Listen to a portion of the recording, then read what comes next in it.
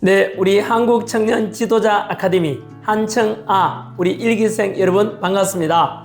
네, 오늘 이 겨울 날씨에도 추운데도 이렇게 와주셔서 감사드리고, 저도 역시 한국청년 지도자 아카데미의 원장 아닙니까? 저도 참석해야 되지만 다 아시다시피 이렇게 또 자의반 타의반으로 미국에서 이렇게 영상으로 여러분들께 인사드립니다.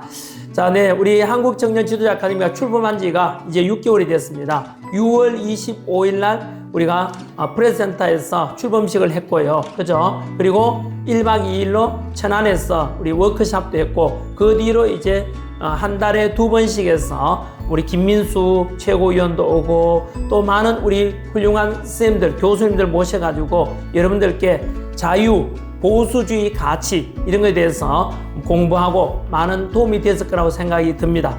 자, 오늘은 태영호 전 의원께서 오시지 않습니까?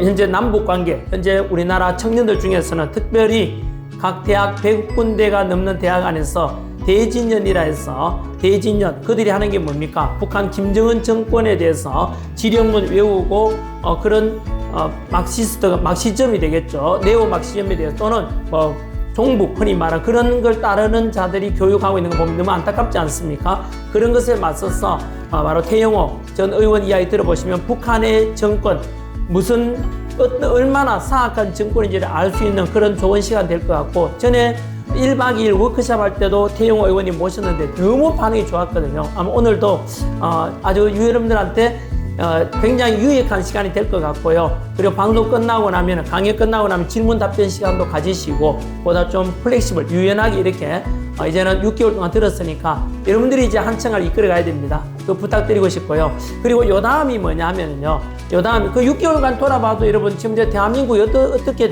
돌아가는지 아시죠?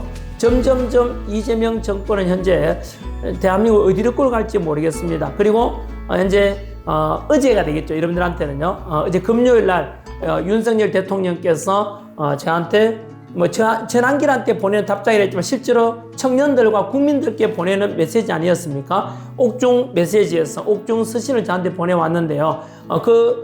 혹시 보셨죠? 윤석열 대통령께서 보내오신 답장 내용, 길지 않은 내용이었습니다만은 그 내용에서 놀라운 걸 발견할 수 있지 않습니까? 바로 비록 갇혀 있지만은 언제나 자유민주주의 대한민국의 자유, 평화, 복음 이런 걸 위해서 기도하고 있다고 하시더라고요. 그죠? 그리고 고난 당하는 것이 나에게 유익이라는 성경 말씀을 붙잡고 현재 잘 견뎌내고 있으니까, 오히려 감옥에 있으면서도 우리 바깥에 있는 우리 국민과 청년들을 위해서 기도하는 모습 너무나 여러분 감동적이지 않습니까? 저도 혹시나 못 보신 분들 한번 봐주시고요. 여하튼 지난 6개월간 한청아가 이렇게 여러분들과 함께 많은 달려왔지만, 대한민국의 현실은 불의가 횡행하고 상식이 무너지고 법치가 무너지는 걸 보면서 여러분들의 해야 될 역할은 더욱더 커졌습니다. 여러분들 어깨에 대한민국의 미래가 달려 있습니다.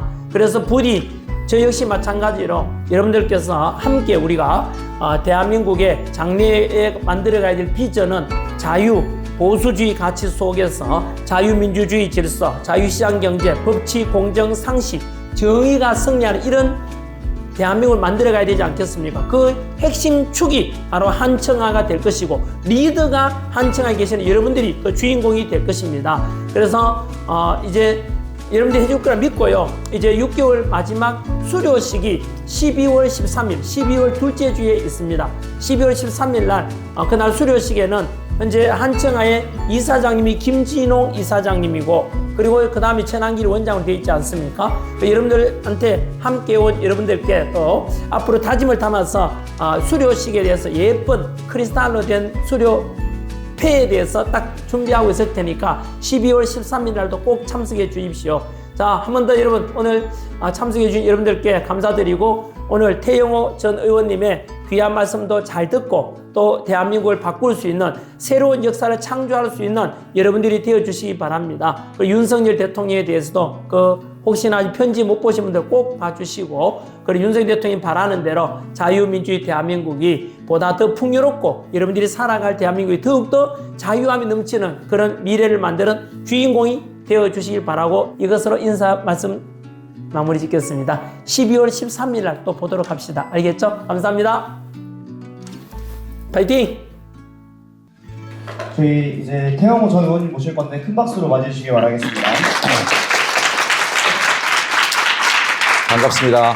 오늘 토요일 날임에도 불구하고 많은 분들이 참가하셨네요. 오늘 저는 한국 청년 지도자 아카데미 이 이름이 매우 좋아요. 한청아.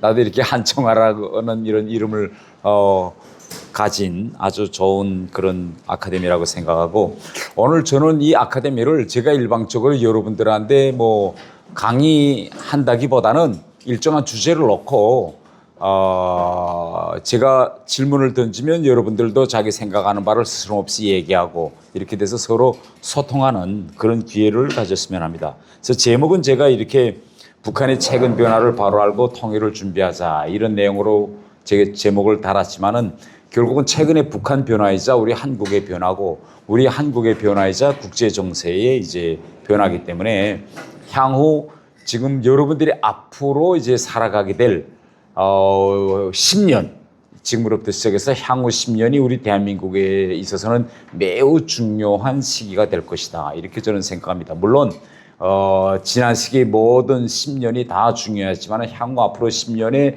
전 세계가 이제 어떻게 바뀔지 모르겠다. 이런 주제를 가지고 말씀하겠습니다. 자, 우선 제가 이런 지도를 하나 띄워놨는데요. 지금 여러분들이 보시게 되는 이 지도는 6.25 전쟁 직전에 대한민국이 처해 있는 그때 당시의 지정학적 위치를 보여주는 지도입니다. 이 지도를 보면 대한민국은 공산주의란 그런 붉은 제국의 그 악의 맨 끝자락에 간신히 붙어 있어요. 이렇게 섬처럼 이렇게 간신히 붙어 있는 이런 이제 그런 위치에 있습니다. 그러면 이 위치를 보면서 여러분들이 어떤 생각이 듭니까? 이때 당시 우리가 저렇게 거대한 중국과 그때 당시 소련이죠. 그리고 지금은 없어졌지만 그때 당시는 전 동유럽도 다 공산권이었습니다. 그래서 전 세계 지도를 보면 저렇게 공산주의가 전 세계의 절반 이상을 차지하고 있던 이런 끝자락의 육지로 우리가 지금 딱 붙어 있는데, 이게 안전한 상태였을까요? 아니면 매우 불안전한 상태였을까요? 네, 매우 불안전한 상태입니다. 이거는.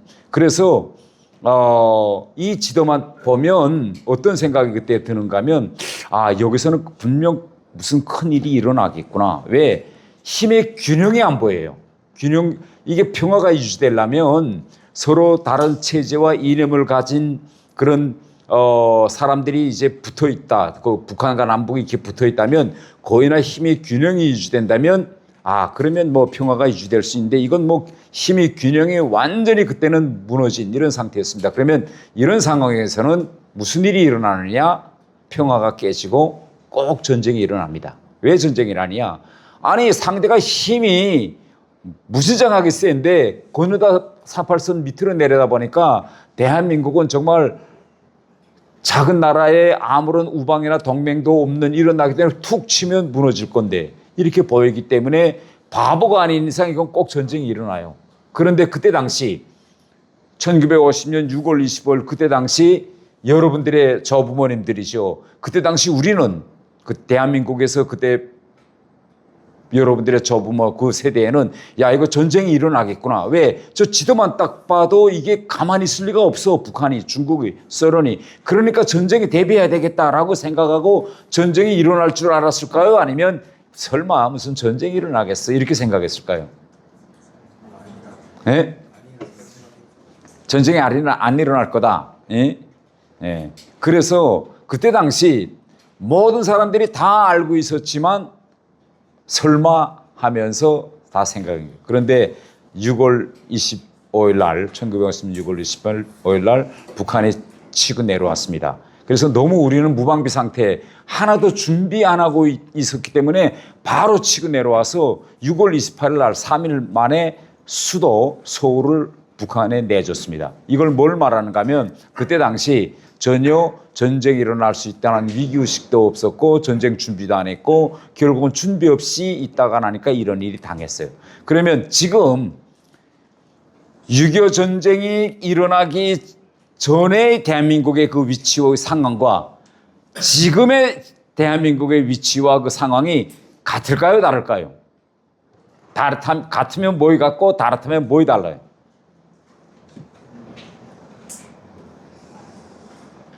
6.25 전쟁 전이나 군사력과 네. 경제력이 현재 어. 월등하게 자유진영이 그러니까 지금 그때 비해서는 군사력과 경제력이 월등하다. 뭐 그건 첫째 맞습니다. 지금 그때 당시는 6.25 전쟁 때는 북한이 남한보다 경제력이 3배가 컸어요.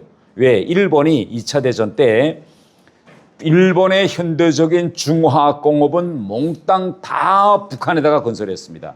그래서 북한에서 광철도 만들고 소총도 만들어 가지고 만주로 넘어가서 중국을 치려고. 그래서 그때 당시 군사력이나 경제력은 북한이 우리에 비해서 3배 컸습니다. 그런데 지금은 우리가 북한에 비해서 경제력이 60배로부터 일부 학자들 속에서는 한 100배 정도 우리가 더 크다.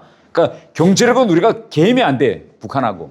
또 군사력도 우리가 만약 북한에 핵이 없다면 재래식 무기만 가지고 있으면 우리는 북한에 비해서 훨씬 우월합니다. 자, 그것이 차이가 있다. 그 다음에 그 첫 번째 하나 꼽는다면 6.25 때와 지금이. 두 번째 차이는? 두 번째 차이점은 뭘까요? 안보적 견지에서. 북한은 비대칭 논력을 지금 갖고 있습니다. 핵이라는 비대칭 권력을 가지고 있고 우리는 핵이라는 비대칭 전력이 없다. 그러면 6.25 때, 우리 다시 6.25 때로 돌아가 봅시다. 6.25 때 남과 북이 다 군대가 있고 무기가 다 있었어요. 그러니까 지금 북한은 핵을 가지고 있어요. 그런데 그때 당시 남한은 무엇이 없어서 북한군한테 며칠 동안에 당했을까? 이제 누가 탱크라고 했지? 맞아요. 그러니까 지금은 북한은 핵이라는 비대칭 전력을 가지고 있고 우리는 핵이 없어요. 6.25 전쟁 때 보면 북한은 120대의 탱크가 있었는데 우리는 탱크가 한 대도 없었어요. 이런 비대칭 전력이 생기면서 6.25 전쟁 초반에 바로 무너지는 겁니다. 자, 그 다음엔 또 한번 여러 가지 찾아봅시다. 6.25 전쟁과 지금의 차이점. 정확하지 않은데 이념 무장 부분에 있어서 북한은 공산주의라는 어떤 이념 교육이라든지 사상이 좀 인민들한테 잘 주입이 되어 있었는데 당시 남한에는 자유민주주의라는 어떤 이념적인 부분이나 그런 것이 교육 부분도 그렇고 사람 개개인별로 부족하지 않았을까 하는 생각이 아주 정확히 봤어요. 그때 당시 이념적으로 보면 북한은 중앙집권적인 그런 교육 시스템에 의해서 공산주의 이념에서 똘똘똘똘 이렇게 뭉쳤다면 그때 당시 우리는 이념적으로 그렇게 똘똘 뭉치진 못했어요. 왜냐하면 1945년대 일제로부터 우리가 해방된 다음에 우리나라에서 국민 투표를 한번 해봤어요. 사회주의가 좋을까 자본주의가 좋을까? 그때 사회주의 말하자면 조선인민공화국을 만들어야 된다. 사회주의 국가를 만들어야 된다라는 투표율이 몇 퍼센트 나왔을까요? 우리 국민의. 70% 이상이 나왔어요. 70% 이상의 우리 국민들은 그때 다 뭔가 대한민국은 자본주의가 아니라 사회주의 국가를 세워야 한다. 왜? 그때 당시 우리는 자본주의가 어떻게 좋고 시장경제가 뭐의 점이며 이게 시장경제를 해야만 우리가 이렇게 잘 살 수 있다. 이걸 한 번도 보지를 못했기 때문에 그때 당시 일제로부터 해방돼서 한 번도 겪어 못 봤기 때문에 사회주의를 하면 다 땅도 공장도 다 놀아가신다는데 그거 좋은 거 아니야. 그래서 국민의 70% 이상이 사회주의 시스템을 지지하는 이런 투표 결과가 나왔던 나라예요. 이런 나라예요. 자, 뭐 여러 가지가 또 지금도 별로 안 다른 것 같습니다. 지금도 별로 안. 자, 가장 중요한 거는 왜 북한이 담도 크지? 왜 치고 그렇게 대담하게 치고 내려왔을까요? 오케이, 미군이 철수했어요. 그 다음엔 아주 중요한 문제입니다. 1949년도에 미군이 한국에서 철수합니다. 그 다음엔 어떻게 담도 크잖아요. 한미 상호 방위조. 그러니까 한미 동맹이라는 게 없었죠. 그러니까 북한은 치고 내려가도 미국은 안 들어올 거야. 이렇게 생각한 거예요. 또 1948년 9년도에 1월 달에 에치슨이라는 미 국무장관이 에치스 라인을 그었는데 에치스 라인에서 대한민국을 미국의 방위권 지역에서 포기합니다. 우리 한국을 안 지켜줄 거야 라고 미국이 공식 선언해 49년도에 그런 일들이 있었다고요. 그때 당시. 그러니까 이런 일들이 쭉 생기면 왜 여러분들이 지금 이 청년 정치 아카데미가 중요한가 하면 그때 당시 뭐 다 비밀도 아니에요. 미국이 49년대 H라인을 선포하면서 우리 한국은 우리 미국의 방위권 밖에 있는 나라야. 뭐 그다음에 북한에서 소련에서 열차로 탱크로 뭐 100대 들어왔다. 신문에 다 나왔어요. 비밀이 하나도 없어요. 북한이 전쟁 준비했다는 거. 그럼에도 불구하고 그때 당시 한국의 위정자들과 그 다음에 젊은 청년들은 야 이거 전쟁이 일어나겠구나라는 위기의식에 사로잡히지 못했습니다. 그러면 지금 이 시점에서 놓고 보자. 지금 그때 당시 정말 우리가 락키, 정말 우리가 다행스러웠던 거는 북한이 치고 내려왔는데 미국이 엣지선을 그었지만은 한반도 전쟁에 참가했고 미국뿐만 아니라 유엔군이 완 거예요. 유엔군. 자유진영 나라들이 그때 왜 왔느냐? 2차 대전을 끝낼 때 1945년에 2차 대전을 끝낼 때 전 세계 자유국가들이 다 미국에 모였어요. 모여가지고 한번 뒤를 돌아봤어요. 왜 히틀러와 일본이 저렇게 담도 크게 전 세계를 다시 재편하겠다고 전쟁을 일으켰을까? 그래서 다시는 이런 전쟁이 일어나지 않게 하자라고 해서 유엔이라는 걸 만들고 유엔이라는 걸 만들 때 첫 번째 원칙을 뭘 합의했는가 하면 그 어떤 국가도 힘센 놈이 그 어떤 국가도 힘으로 남을 쳐가지고 그 땅을 떼먹는 거. 북한이 말하자면 남한을 이렇게 6.25 전쟁으로 군대를 들이밀어서 이 땅을 떼먹는 이런 힘에 의한 영토선 변경은 절대 전 세계가 허용하면 안 되겠다. 이거 허용하니까 히틀러가 유럽에서 체스코 떼먹고 이거 떼먹는 거 허용하기 시작하니까 전 세계를 다 먹겠다고 달래대니까 이건 허용하지 말자. 그래 합의 건방했는데 6월 25일 날 북한이 치고 내려온 거야. 그러니까 모든 유엔들이 다 모여서 야 이거 한반도 문제가 아니다. 이거 우리가 허용해 주면 어떻게 된다? 그럼 또 힘센 놈들이 다 일어나서 조폭의 시대가 되는 거야. 힘센 놈이 치고 뺏고. 그러니까 이거 허용하면 안 된다. 그래서 전 세계가 다 달라붙어서 대한민국을 와서 지켜준 거예요. 그러니까 우리가 정말 하나님의 축복을 받은 나라인 거예요. 예? 시기가 그때, 그러니까 북한은 잘못 판단했고 전 세계 나라들은 이거 허용하는 나라에는 세계가 다시 무질서와 혼란 속에 빠져든다. 이렇게 된 거예요. 그런데 지금은 어떨까요? 지금은 힘센 놈이 들이쳐서 남의 땅 떼먹는 시대가 다시 왔어요? 안 왔어요? 지금. 우리는 지금, 언제쯤 올 것 같으세요? 힘센 놈이 떼먹는. 이미 보고 있는 것 같습니다. 지금 보고, 어떤 걸 보고 있어요? 러시아도 그렇고 다시 그때로 돌아가고 있는 게 아닌가. 이게 제가 오늘 이야기하고 싶은 건 이 내용이에요. 예.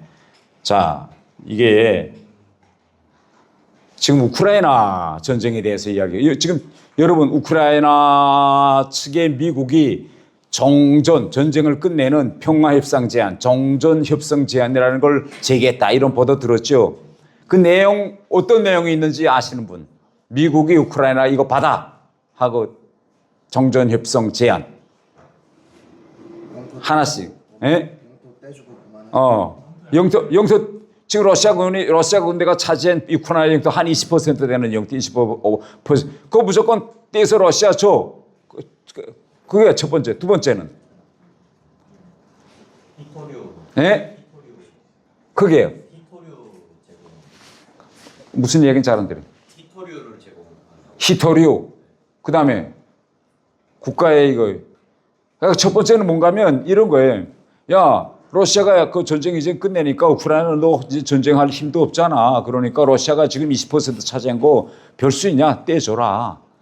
영토 20% 러시아가 차지하게 됐어. 두 번째는 이 전쟁이 왜 일어났는가 하면 기본 발단은 우크라이나가 러시아가 너무 자꾸 먹겠다고 하니까 유럽에 있는 나토라는 안보기구에 들어가라고 했어요. 야, 이거 우리 혼자서는 절대 러시아하고 못 당하겠으니까 러시아를 막자면 나토 형님들을 오버해야 되겠다. 그래서 나토에 가입하려고 하니 푸틴이 야, 너 나토 가입하지 마. 너 나토 가입하면 나 가만 안 있을 거야. 협박인 거예요. 그러니까 우크라이나가 네가 뭔데? 내가 옆집 처녀하고 사귀든 말든 누구하고 친하든 말든 네가 뭔데 우리가 나토 들어가는 걸 들어가지 말라 이렇게 간섭하느냐. 이게 발단입니다.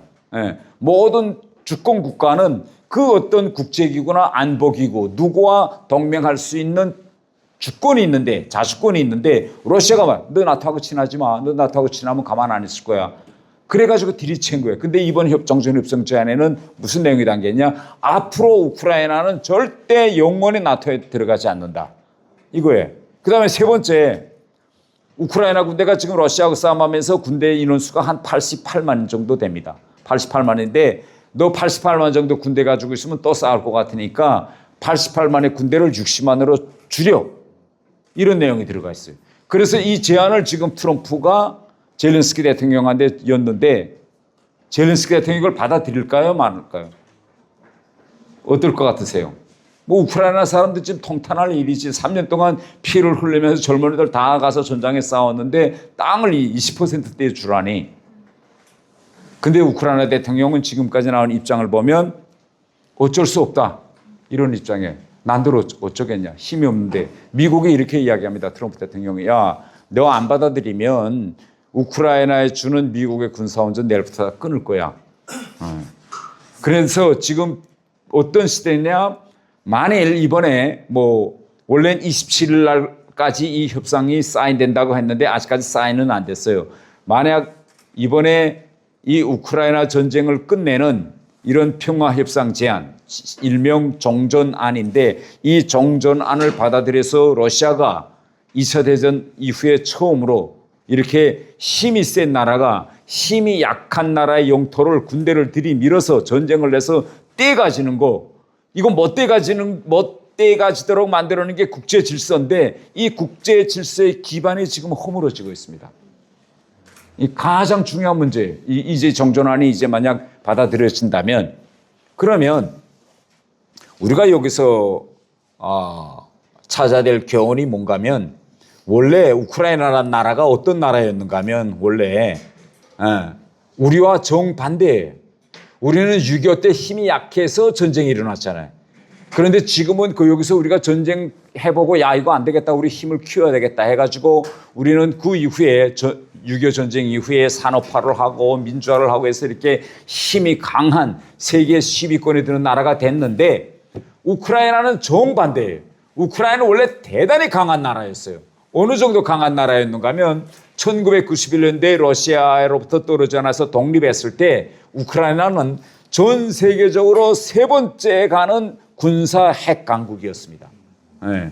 우크라이나 핵무기는요 중국이나 영국, 프랑스보다 더 많았어요. 그러니까 세계적으로 핵무기 제일 많은 나라 순서를 꼽으라면 미국, 그다음에 러시아, 세 번째가 우크라이나인 거예요. 우크라이나 전략 폭격기 핵무기 전 세계에서 세 번 이렇게 강한 나라였어요. 그런데 왜 저렇게 강한 나라가 오늘같이 저렇게 됐는가 하면 전 세계 대국들이 우크라이나에 가서 뭐라고 말했는가 하면 야 너네 핵무기 필요 없잖아. 핵무기 가지고 누구하고 싸울 건데 핵무기 포기해라. 우리가 너네 땅덩어리는 우리가 지켜줄게. 그래서 부다페스트 각서라는 걸 만들었습니다. 그 각서 내용에 하면 전 세계 미국, 러시아를 포함해서 전 세계는 우크라이나 영토, 이 국경 영토를 보장해 준다. 그리고 우크라이나는 이걸 믿고 자기가 가지고 있던 전략 폭격기를 비롯한 전략 무기들과 핵무기를 포기한다. 그래서 핵무기를 하나도 안 남김없이 다 없애버렸어요. 다 없애버리니까 지금은 저렇게 러시아한테 당해서 20%까지 땅을 떼우게 된 겁니다. 그런데 우리가 오늘 하는 거는 남북관계를 이야기하는 겁니다. 이번에 푸틴이 저렇게 젤렌스키한테 압력을 가해가지고 완전히 굴욕적인 이런 정전협상을 성공시킬 수 있는 1등 공신은 누굴까요? 푸틴이 저렇게 우크라이나 전쟁을 끝낼 수 있었던 1등 공신은? 네? 트럼프. 뭐 당연히 트럼프가 지금 다 만들어서 뭐 압력 가해서 지금 그 다음에 트럼프가 1등 공신이다. 두 번째는? 두 번째는 김정은이에요. 왜 김정은인가 하면 우크라이나 땅에서 러시아하고 우크라이나 군대하고 막 지금 러시아가 한 20% 가지고 싸우니까 우크라이나 군대가 어떤 기발한 착상을 하는가 하면 야 우크라이나 땅이 이렇게 넓은 데서 러시아하고 싸우기 너무 힘드니까 반대로 우크라이나 군대가 러시아로 쳐들어가자 이렇게 생각해요. 그래서 지난해에 우크라이나 군대가 불의에 쿠르스크라는 우크라이나 국경선 너머에 있는 러시아 땅을 치고 들어가요. 근데 러시아는 차마 우크라이나 군대가 자기네가 지금 우크라이나 땅덩어리를 지금 먹고 들어가고 있는데 아니 그거 지키려고 안 하고 러시아 땅을 뒤에서 뒤통수 치면서 치고 들어올 줄은 꿈에도 생각 못했는데 우크라이나 군대가 치고 들어와서 쿠르스크라는 러시아 지역을 우크라이나 군대가 차지해. 그러니까 푸틴이 젤렌스키 얘 봐라 해가지고 러시아 군대를 투입해서 쿠르스크에서 큰 전투가 벌어집니다. 그런데 러시아군이 쿠르스크에서 우크라이나를 밀질 못해요. 왜? 안 되는 거예요. 러시아 군대 가지고 막 들이밀었는데 그래 밀고 계속 몇 달 동안 싸웠는데 밀어내질 못합니다. 그래서 푸틴이 누굴 찾아갔을까요? 김정은한테 찾아갑니다. 야 이거 정은아 좀 도와줘. 이거 우리 힘으로는 쭉 우크라이나 애들 밀어 못 내는데 북한군 좀 데려다가 쟤들 좀 내밀어줘. 그래서 8월 달에 북한과 우크라이나 러시아 사이에 북한군 파병에 관한 그런 비밀 각서가 맺어지고 그에 따라서 10월 달에 북한군 15,000명의 특수 정예사단이 쿠르스크에 가서 12월 달부터 우크라이나 군대하고 총알바지로 나가서 싸움 붙어요. 예. 싸움 붙어서 저렇게 많은 사람들이 젊은이들이 죽어서 저렇게 지금 시체로 관이 돼가지고 지금 북한으로 돌아오고 있습니다. 저렇게 러시아 비행기에서 이거 지금 관입니다. 죽은 시체를 실은 관. 그래서 이렇게 북한에 오면 북한에서는 이렇게 장례식이라는 걸 해요. 죽은 병사들 이렇게 쫙 사진 붙여놓고 죽어오면. 그래서 이 사진이 지난 9월 달에 진행된 저 죽은 병사들, 장교들 죽은 장례식이고 이 애들은 북한군 죽은 장교의 애들이 김정은이가 지금 우는 걸 이렇게 달리는데 이 장례 사진을 보면서 여러분 저 사진을 보면서 이상하다. 이게 장례식이라고 이상한 점이 보이세요?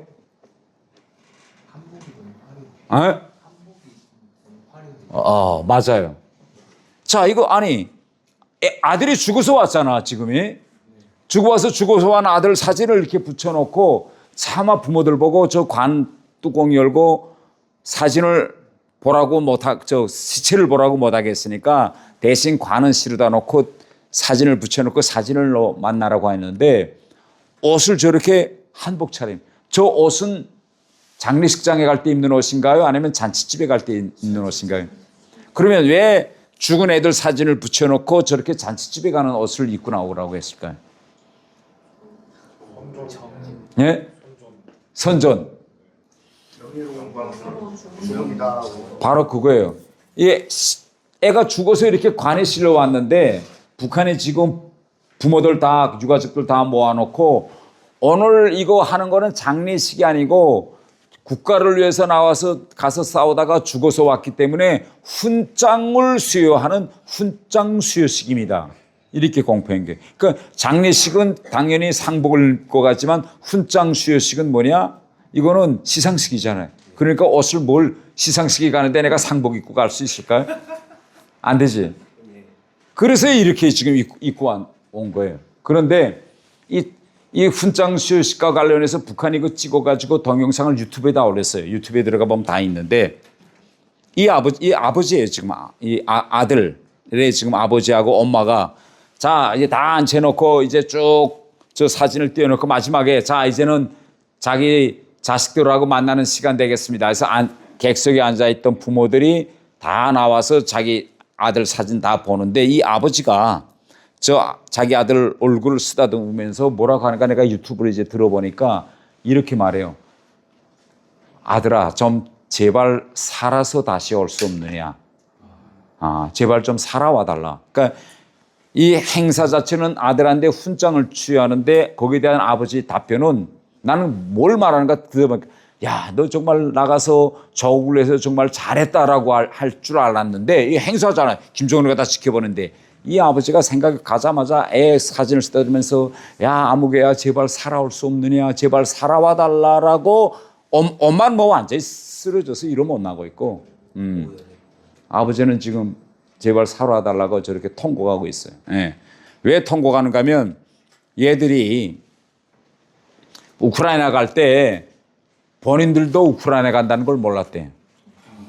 예, 그러니까 집에 편지도 한 장 안 쓰고 한 장도 군사 훈련을 간다 해서 기차 타고 가서 오랫동안 덜렁덜렁 타고 뭐 한 며칠 동안 가다가 내려 톡 보니까 러시아 쿠르스크인 거예요. 예. 그래 부모들도 애가 어디 가는지 몰랐고 애도 어디 가는지 몰랐기 때문에 편지 한 장 어디 간다고 남기지 않고 없어졌는데 갑자기 당국에서 러시아에 가서 저렇게 관에 실려서 이 비행기에 저렇게 실려가지고 관으로 돌아와가지고 이렇게 한다는 거예요. 그러니까 지금 얘 애들이 이 장례식장에서 막 울어요. 지금 자기 아버지가 저렇게 사진에 대해서 왔으니까. 그러니까 김정은이가 너무 바쁘니까 가서 애들을 끌어안아주고 울지 말라 그러면서 내가 너네 다 키워주겠으니까 울지 말라고 지금 애들 달래는 이런 사진입니다. 네. 자, 이 사진 보셨죠? 이거 지금 우크라이나 구금 시설에 갇혀 있는 북한군 포로 지금 사진인데 이 친구들이 포로 언제 됐는가 하면 올해 1월 11일 날 우크라이나 군에 이제 생포됐죠. 생포됐는데 처음에 생포되자마자 2월 달에 이제 우리 한국 언론에 나와서 그때 물어봐요. 이제 앞으로 너 어떻게 하면 좋겠냐. 너 이제 포로 됐으니까 북한에서는 북한군 군인 일반 의무 규정 제7조에 의하면 북한군은 절대 포로가 될 수 없다. 이렇게 됐어요. 그래서 북한군에서 포로가 되면 뭘로 취급하느냐? 조국 반역자로 취급합니다. 조국 반역자. 그래서 조국 반역자로 되면 어떻게 되는가 하면 그 순간부터 포로가 되는 순간부터 형법 제66조가 적용됩니다. 그럼 북한 형법 제66조에 의하면 조국 반역자는 노동교화형 5년 혹은 그 정상이 무거울 때는 그 이상의 노동교화형 혹은 지요 사형에까지 처해질 수 있다. 이렇게 됩니다. 그래서 이 친구들이 한국에 가고 싶다고 합니다. 얼마 전에 우리나라의 유명한 김영미 PD가 이 친구들 또 찾아 들어갔는데 한국에 보내달라고 그래요. 그런데 아니 우리가 이 친구들 뉴스를 통해서 TV를 통해서 본 지가 이제 1년이 되어 오는데 왜 이 친구들 아직까지 한국에 못 올까요? 1년이 돼요 지금. 조금 있으면 새해잖아요. 새해 지나면 바로 1월달 조금 지나면 1월 11일 되면 잡혀있는지 지금 1년이 지나도록 오지 못하고 있어요 지금. 왜 오지 못하고 있을까요? 여러 가지가 이유가 있는데 오늘은 이게 아카데미이기 때문에 우리가 하는 거 아카데미이기 때문에 아카데미에서는 항상 논리적, 법적 이런 쟁점들을 우리가 공부해야 됩니다. 국제적으로 전쟁을 하다가 포로가 되면 포로 딱 잡히면 이 포로를 앞으로 어떻게 처리해야 한다는 국제법이 있어요. 이걸 일명 제네바 협약이라고 하는데 제네바 협약에 의하면 포로는 전쟁이 끝나거나 전투행위가 중지되면 싸운 양측 사이의 합의를 보아서 전체 다 본국 송환해야 된다는 본국 송환 원칙이 국제법이에요. 네? 그런데 이 친구들한테는 본국이 어딜까? 그러면 자 포로들은 전쟁이 끝나면 본국으로 송환해야 된다라고 했을 때 그 본국이 이 친구들의 본국은 어딜까?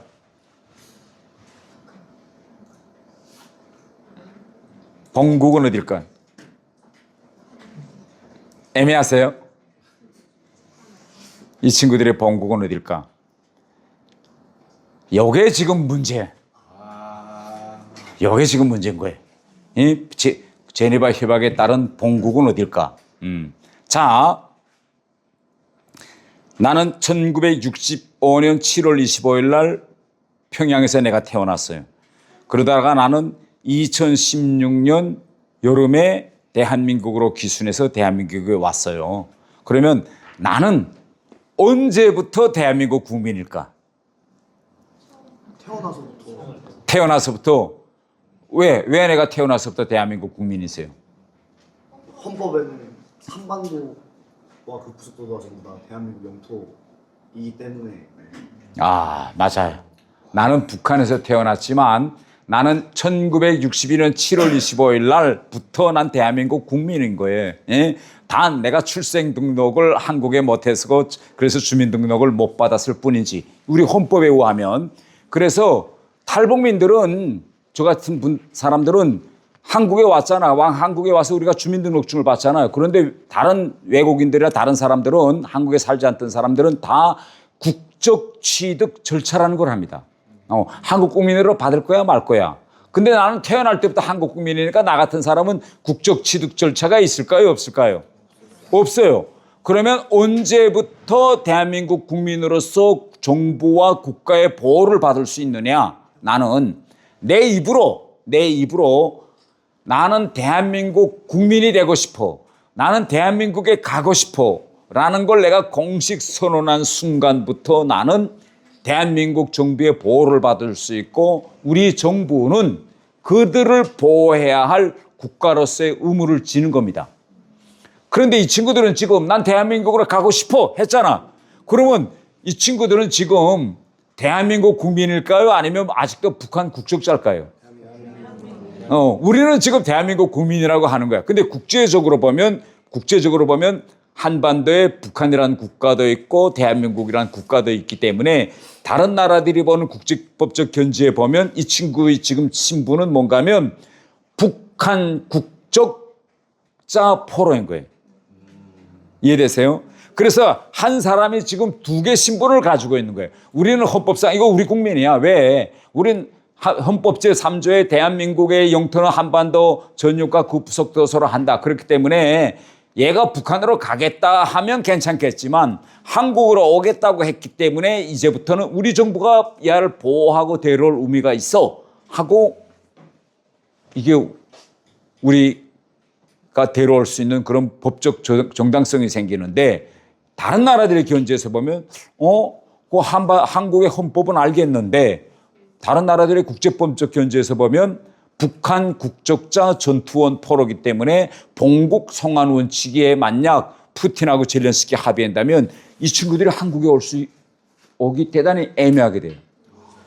이런 법적은. 자, 그러면 6.25 때를 한번 되돌아가 봐. 6.25 때는 어떻게 해? 6.25 때 싸웠잖아. 싸워서 전쟁 딱 끝났어요. 그러면 양측이 포로가 있을 거잖아. 그러면 그때 6.25 때에는 양측의 포로를 전원 본국 송환 원칙을 지켰을까요? 아니면 그래서 다 서로 돌려보내고 돌려받고 했을까요? 아니면 자유 송환 원칙을 지켰을까요? 자유 송환 원칙. 어떻게 그게 가능했을까 그때는? 맞아요. 그때는 6.25 때는 자유 송환 원칙을 했습니다.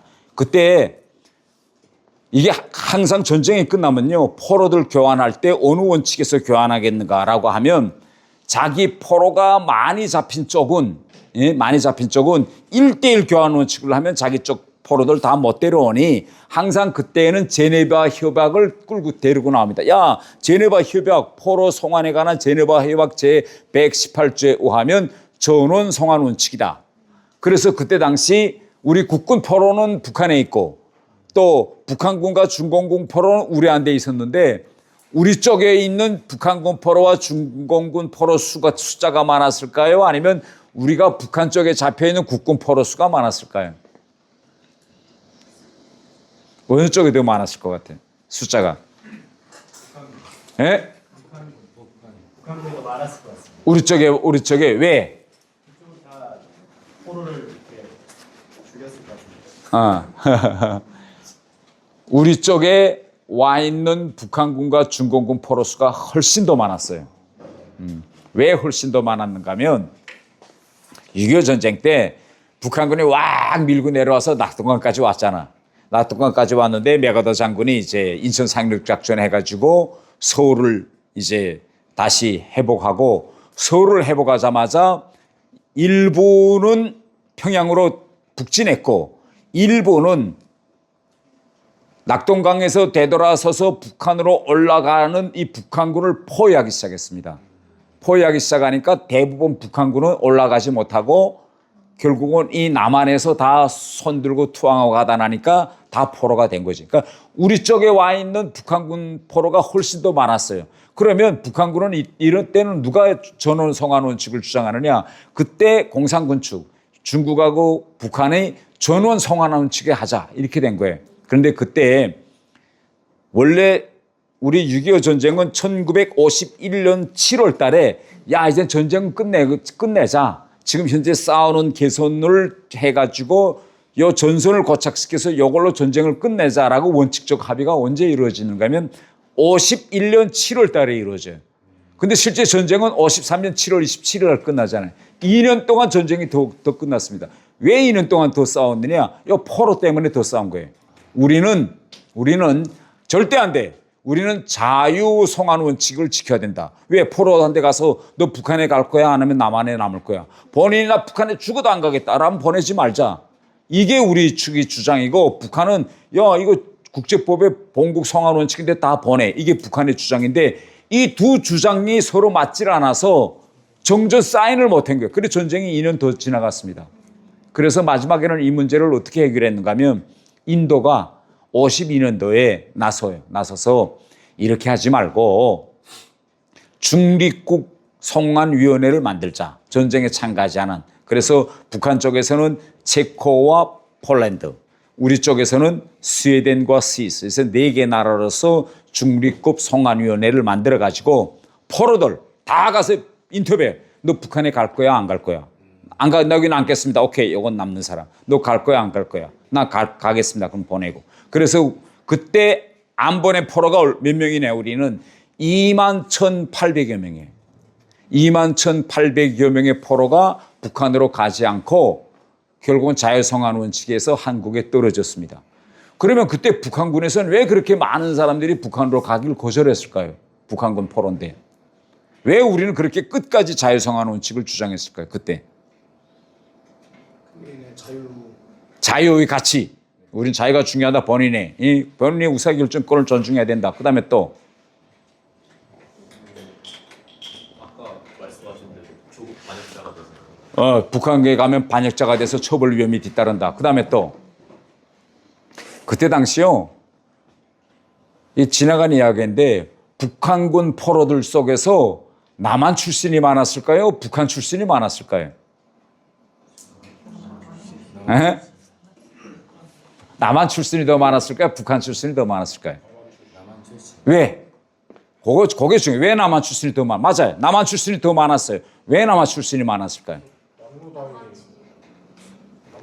남로당이 그것도 원인 하나. 남로당이 징집해. 그 다음에 또 남한 지리를 잘 알아서.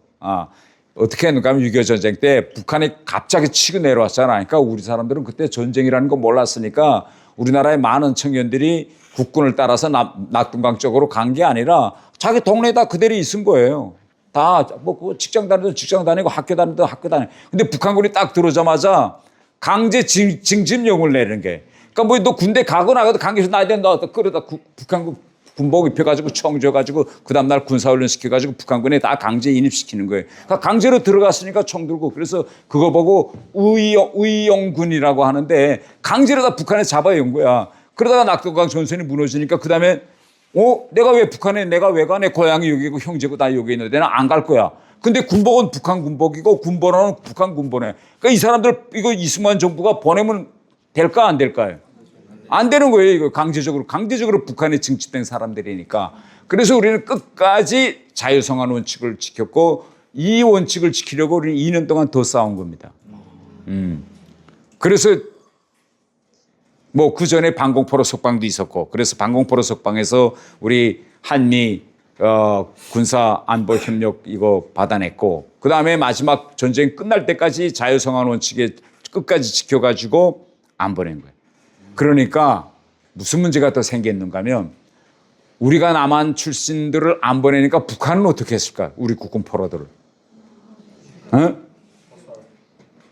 남한의 고향에 있던 우리 남한 출신 포로들을 많이 안 보냈습니다. 그래서 그러면 우리 국군 포로들 안 보내고 전쟁 끝났어요. 다 어디 보냈을까? 그럼 국군 포로들. 어떻게 다 알아? 아우지 탄광 보낸 거. 에? 대충 알지? 예, 북한에서 제일 힘든 것이 어딘가 하면 탄광하고 제철소입니다. 탄광은 왜 힘든가 하면 북한의 대부분 탄광은 일제 때 개발한 탄광이에요. 근데 일제 때 개발한 탄광이 일본 애들이 와서 제일 탄 캐먹기 쉬운 데부터 캐먹고 해서 몇십 년을 캐먹다 나니까 마지막에는 어떤 탄광이 남았는가 하면 도무지 기계를 들여밀 수가 없어요. 그래서 북한은 이거 오소리꿀이라고 하는데 이렇게 등짐을 지고 곡괭이를 쥐고 내려가서 사람이 손으로 캐가지고 지고 나오는 이런 탄광인데 이렇게 제일 힘든 곳에 누구를 보냈느냐? 국군 포로들을 보낸 겁니다. 그 다음에 두 번째로서는 이자처럼 포로가 돼가지고 북한 출신인데 포로가 돼가지고 다시 북한으로 올라간 사람들. 이 사람들은 어디 보냈냐? 탄광, 농촌 아니면 제철소.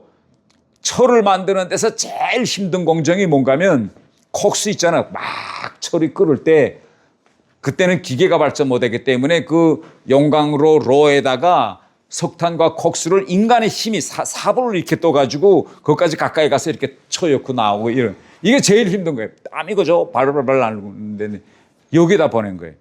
그래서 이제 아까 말한 것처럼 우리 국군 포로들은 대부분 제일 힘든 탄광하고 그것도 아우지 탄광이 제일 힘든데 아우지 탄광 쪽으로 이제 많이 보낸 거예요. 예. 그런데 뭐 오늘 강연 내용하고도 그 뭐 좀 관계 없네 이거 하나 더 하겠는데 북한이란 사회를 내가 이야기하기 전에 북한에서는 북한의 모든 주민들을 이렇게 계급화해 놓습니다. 그러니까 인도의 이제 카스트 제도처럼 그러니까 계급화라는 게 뭔가면 태어날 때부터 너는 어느 부류 사람이야라는 걸 정해줘요. 그래서 북한의 크게 북한 주민들을 보면 N 상층부는 핵심 계층, 그 다음에 가운데에 있는 사람들은 일반적으로 동료 계층 혹은 복잡 계층, N 마지막에 있는 사람들은 야 얘들은 영원히 북한 제도를 지지 않을 이건 사람들이야. 요거는 북한에서 적대 계층 이렇게 분류해 놓습니다. 북한에서는 이렇게 저 같은 사람 북한에서 어느 계층에 속했을까요? 저 같은 사람 북한에서 핵심 계층, N 꼭대기에 있는 계층에 들어가요. 그러면 핵심 계층에 들어가느냐 어느 계층에 들어가느냐가 따라서 북한에서는 뭐에 결정되는가 하면 어디서 사느냐 주거 문제가 결정돼요. 핵심 계층에 있는 대부분 사람들은 어디서 살까요? 평양 혹은 지방에서 간부하는 경우는 적어도 지방 소재지 이런 데서 삽니다. 그러니까 첫 번째 어디서 사느냐가 결정돼요. 북한에서는. 두 번째로서는 뭐에 결정되는가 하면 교육이 결정돼요. 핵심 계층에 들어가면 자기가 선택할 수 있는 과목, 이미 과목을 선택할 수 있어요. 그런데 이하면 뭐 법률, 법무대학, 뭐 그다음에 검사, 변호사, 외교관, 당일군, 군, 장교 요거는 북한에서 핵심 계층 옛날 이조 조선 때로 말하면 양반 계층만 들어가는 직책 이게 딱 북한에서는 정해졌습니다. 교육부터. 이게 쉽게 이야기하면 이런 거예요. 북한에서 한 친구가 지금 이 친구가 한국에 와서 이제 대학을 졸업했는데 뭐 변호사 된지는 모르겠어요. 변호사 되겠다고 꿈 탈북민 학생이에요. 학생인데 북한에 있을 때 이 친구의 꿈은 검사가 되는 거예요. 검사.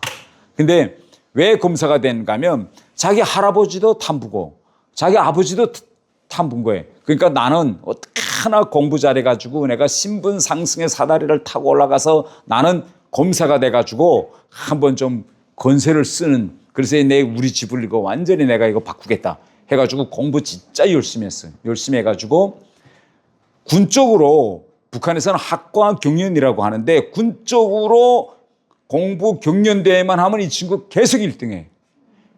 학과 경연에서 계속 1등하면 무슨 권한을 주는가 하면 자기가 가고 싶은 대학, 가고 싶은 학과를 선정할 수 있는 권한을 줍니다. 계속 1등 하니까 얘가 그 다음에 마지막에 마지막 너 어느 대학 갈 거냐 하니까 김일성 종합대학 법무대학과 학과 법을 하겠다 그러는 게 왜 법을 하겠냐 법을 해가지고 나는 변호사가 되든 검사가 되든 할 거야 얘가 이렇게 이야기해요. 그러니까 교장 선생님이 가만히 친구를 보다가 넌 안 돼. 넌 안 되니까 그런 거 하지 말고 뭐 물리라든지 화학이라든지 이런 이공계를 해라. 너는 인문학 특히 법 이런 건 너는 안 돼. 그러니까 이 친구 이게 자기 꿈인데 왜 안 돼요? 하니까 내가 차마 그 이야기가 너한테 어떻게 해주겠느냐. 그러니까 내가 집에 가서 너는 왜 법을 공부할 수 없는지 하는 걸 나한테 물어보지 말고 할아버지나 아버지한테 가서 물어봐. 그래서 이 친구가 할아버지한테 가서 물어봐요. 할아버지, 내가 이거 군 쪽으로 1등인데 왜 나한테는 원래 1등하면 내가 과목을 대학과 과목을 나한테 선정할 권한을 주는데 왜 내가 이거 법을 못하죠? 그러니까 할아버지가 아무 얘기도 안 하고 담배만 계속 피우고 말을 못해요. 아버지한테 물어보는데 아버지도 말 못해. 그러니까 난 그러면 얘가 다 독한 애니까 얘네 애들 같으면 그리고 법 안 하면 뭐 수학을 하든 물리를 하든 뭐 다른 엔지니어링 하든 컴퓨터 사이언스라든 그런 거 하면 되는데 얘 독한 애니까 나는 법을 안 하면 공부할 의미가 없다. 대학 안 가. 그다음부터 나가서 뭐 맨날 게임하고 놀고 친구들하고. 그러니까 할아버지가 그렇게 열심히 하던 손자가 이렇게 되는 걸 보니까 할아버지가 속이 미어지는 거예요. 그러니까 할아버지가 6개월 만에 없어졌어요. 실종된 거예요. 그래서 할아버지가 극단적 선택했는가 해서 산 뭐 다 두셨는데 할아버지가 안 보여요. 그래서 할아버지가 없어진 지 한 2년이 지난 다음에 밤에 자는데 대단히 못 산 탄광의 탐배 집에 뭐 있겠어요. 아버지가 이 친구 탁탁탁 쳐. 야 빨리 일어나라. 일어나니까 이거 지금 연락이 왔는데 오늘 중으로 압록강을 넘지 못한다고 그러더라. 그러니까 찍소리하지 말고 내가 하자는 대로 해. 물어보지도 말라. 해가지고 온 가족이 짐을 싸가지고 조금 짐 싸가지고 아버지 따라서 밤에 그다음부터는 이제 압록강 건너려고 국경까지 나왔어요. 나와서 압록강까지 딱 오니까 얘는 지금 막 부들부들 갑자기 북한군 만나면 총으로 뚜룩 쏘면 다 죽겠는데 막 압록강에 들어가서 이거 강을 건널까 말까 무서워 부들부들 떠오는데 압록강에 척 도착했는데 전지 탁 비치는데 북한군 장교하고 북한 군이 총 딱 내대니까 섰하는 거예요. 딱 섰어요. 그러니까 아버지가 그 북한군이 이 아버지 보고 돈 가져왔냐? 약속된 돈 가져왔냐? 그러니까 가져왔습니다. 아버지가 주머니에서 돈을 꺼내는데 이만한 봉투를 꺼내는데 봉투에 얼마가 들어있었느냐? 3,000불이 있는 거예요. 3,000불. 얘 그렇게 많은 돈을 처음 봐서 그때는 아니 우리 집에 3,000불이 있었다고? 그러니까 3,000불 딱 주니까 전지를 장교가 딱 해보고 옆에 군인이 총 딱 들고 3,000불이 맞는 거 딱 보더니 맞다 저들끼리 타가더니 넘어가는데 다시 넘어오지 마. 그러니까 넘어가. 근데 다시 넘어요. 그리고 전지 딱 꺼서 그다음에 넘어왔어요. 압록강 딱 넘어오니까 거기에 또 중국 공안에 딱 거기다 갑자기 전지 딱 껴 섰하는 거야. 또 잡혔어. 근데 중국 사람이 또 돈 가져왔냐? 돈 있다. 아버지가 또 주머니에서 또 돈 봉투 꺼내는데 3,000불이 또 나와. 아버지. 아니 무슨 여술방망이라고 주머니에서 돈 봉투만 열면 3,000불씩 나오는 거예요. 그래 거기서 또 돈 주고 빠져나와가니 밖에 올라오니까 우리로 말하면 봉고차 같은 게 대기하고 있는데 그 봉고차에 사람들이 태워가지고 그다음에 거기서부터 라오스로 와서 한 달 만에 한국에 왔습니다. 이 친구가 온 가족이 쉽게 왔죠. 돈 주머니에 봉투로 딱 돈 달라는 사람한테마다 돈 주니까 한국에 왔는데 더 기가 막힌 거는 인천 비행장에 탁 내려서 승강기대로 내려오니까 누가 있느냐? 죽은 줄 알았던 할아버지가 있는 거야. 할아버지가 야 손주야 뭐 하면서 껴안고 그래서 알아보니까 할아버지가 남한 국군 포로였던 거예요. 응? 우리 국군 포로가 북한을 빠져나오면 한국에 도착하면 국가에서 뭘 주는지 아세요? 국가에서 보로금을 줍니다. 그러니까 할아버지가 한국에 와서 자기가 국군 포로라는 걸 증명하고 군보 뭐 다 보니까 맞는 거야. 그러니까 국가에서 뭐 한 몇 억을 주는 것 같아요. 그러니까 그 돈을 받자마자 이 할아버지는 브로커 찾아가서 난 돈 필요 없다. 이 돈 가지고 우리 가족 다 빼내와. 그래서 이걸 다 달러로 환전해가지고 다 데려왔어. 개를. 데려와서 한국에 와서 지금 얘가 그러니까 할아버지가 목적은 뭐냐. 자기는 이때까지 국군 포로로 했다는 걸 자기 아들한테 손자한테 알려 안 주면 손자가 열심히 공부해가지고 손자대만은 국군 포로의 처지에서 벗어날 줄 알았는데 그 국군 포로였다는 그 신분이 손자대까지 넘어가는 걸 보고 할아버지가 결심한 거야. 나는 이제는 더 살 의미가 없다. 죽더라도 대한민국에 간다. 그 목숨을 걸고 거기서 넘어와가지고 한국까지 와서 결국은 보로금을 타가지고 보내서 손자까지 다 데려왔어요. 와서 손자가 지금 여기 와서 공부 원래 북한에서 잘하던 친구니까 열심히 공부해가지고 대학에 또 붙었어요. 대학에 붙었는데 북한 대학하고 한국에 와서 대학 다니는 게 뭐이 다른가 하면 한국에서 제일 대학 가서 탈북민 학생들이 힘들어하는 게 영어 과목입니다. 영어가 잘 안 되는 거야. 그러니까 영어 열심히 잘 안 돼. 근데 할아버지가 야 이제부터 영어는 내가 배워줄게. 그러는 거야. 할아버지가 영어를 배워주는데 영어를 미국 사람처럼 하는 거야. 북한에서 탐구했던 할아버지가. 처음 알아. 그래서 이 친구가 속상해서 할아버지네가 북한에 있을 때 영어 공부 힘들어했을 때는 한마디도 안 가르쳐 주더니 왜 갑자기 한국에 오니까 영어를 그렇게 잘하세요. 이런 게. 할아버지가 6.25 때 영어 교사 하다가 미군 부대에 가서 영어 통역관으로 있다 포로된 거야. 근데 이 할아버지가 자기 미군의 통역관이었다는 사실을 자기 손자한테 이야기하면 손자가 북한에서 공부할까 안 할까? 안 하지. 어차피 우리 할아버지 우리 집안이 이런 집안이니까 절대 할아버지가 이야기를 안 한 거야. 또 자기 손주가 옆에서 막 영어 안 닦아서 이런 거 모르는 척 속으로 얼마나 끓었겠어. 이거 딱 이거 가르쳐주고 그러면 손자가 아니 우리 할아버지가 영어를 아시네. 아니 그럼 할아버지 영어를 아는데 대학에 가서 교수하지 왜 탄을 캐냐 이렇게 물어봤을 거잖아. 그럼 할아버지가 뭐라고 이렇게 영어 잘하는 사람이 탄에 내일 내려가서 막장에 가서 탄을 캔다. 이게 답이 안 되잖아. 그러니까 할아버지가 모르는 척하고 영어 모르는 것처럼 하다 한국에 와서 손자한테 영어 가르치는 게. 예? 그래서 이게 지금 제가 북한군 포로 이야기하다가 약간 좀 이탈해서 여기까지 갔는데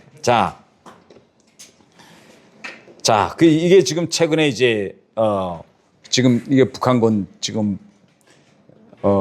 김영민 PD만 나와 있는 북한군이고, 네.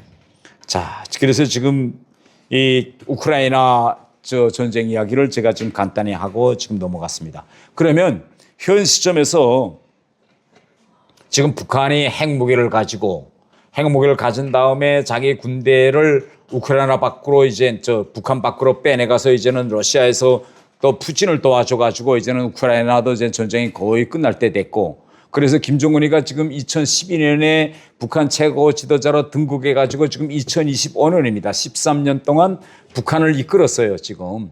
그러면 지난 13년 동안에 북한의 이런, 진화 과정, 또 북한 내부의 변화, 이런 걸 우리가 쭉 보면 지금 북한의 나라가 지금 성장하고 있을까요? 아니면 여러분 북한은 지금 쇠퇴하고 있을까요? 네? 성장하고 있다. 그러니까 지금 오늘 우리 강연 제목은 북한 변화를 바로 알고 통일을 우리 준비하자 이거 내용입니다. 그러니까 북한이 지금 우리가 성장하고 있다라고 보면 그럼 앞으로 얼마 동안 더 성장할 수 있겠는데 그러면 계속 이렇게 성장의 이런 상승 곡선을 그리면서 북한이 계속 갈 건지 아니면 그 어느 땐가의 성장 곡선이 꺾이면서 다시 하락하겠는지 지금 북한은 어디에 와 있을까요?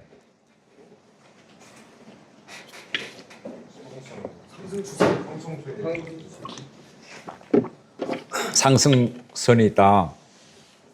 여기에 대해서는 전문가들마다 지금 다 평가가 다른데 저는 지금 북한은 하강 상태에 들어섰다고 저는 평가하는 사람입니다.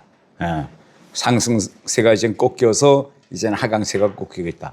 가장 중요한 첫 번째 이유는 저는 이 우크라이나 전쟁의 후과로서 저는 이제 북한이 곧 이제 하락세에 꺾일 거라고 지금 생각합니다. 왜냐하면 지금 김정은이가 세상이 딱 돌아가 보니까 세상이 돌아가는가 보니까 힘센 놈이 지금 세상을 쥐락펴락하네.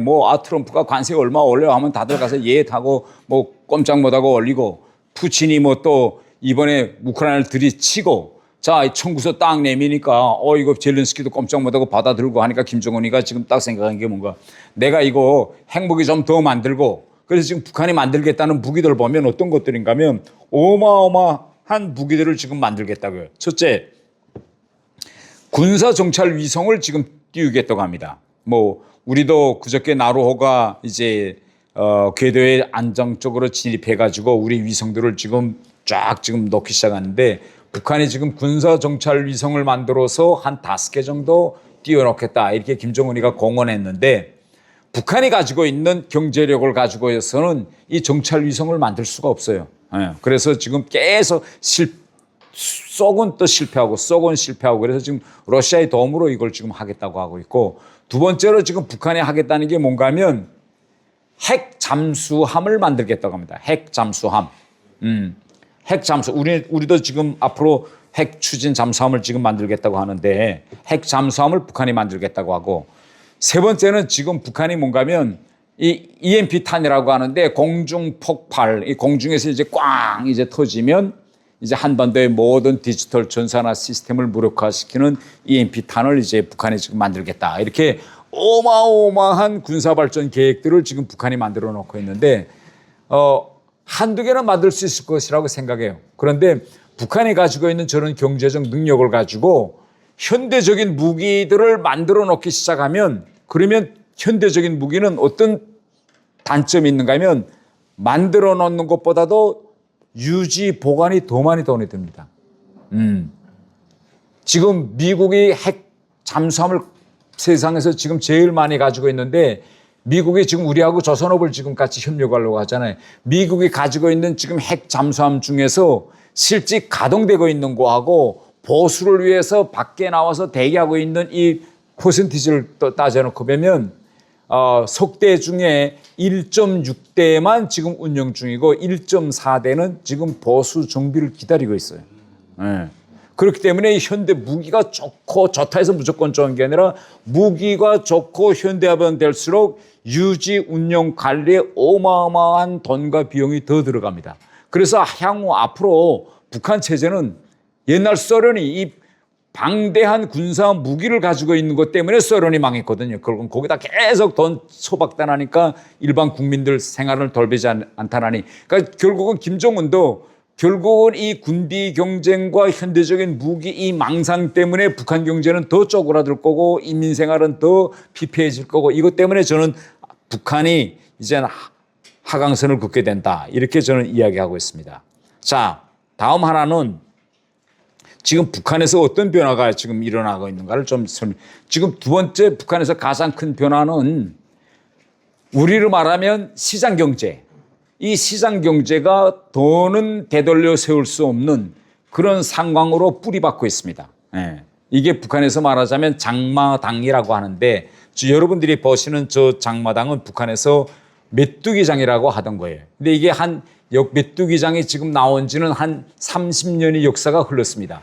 근데 이 30년의 장마당 역사에서 북한이 이 장마당을 없애겠다고 여러 번 공언하고 없애고 별지랄 다 했는데 이 메뚜기장이 그 이후에 10년 지나서 이렇게 진드기장으로 변하고 이 진드기장이 또 10년을 변하니 10년 전부터 김정은 세대가 들어와서 이제는 이렇게 인민시장으로 됐어요.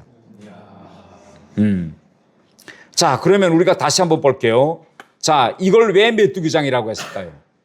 이 메뚜기장은 시초에 나왔을 때는 어떻게 하나 이걸 막아보려고 저게 사람들이 물건을 팔려 나오면 경찰이 동원돼서 무조건 물건을 다 빼앗았어요.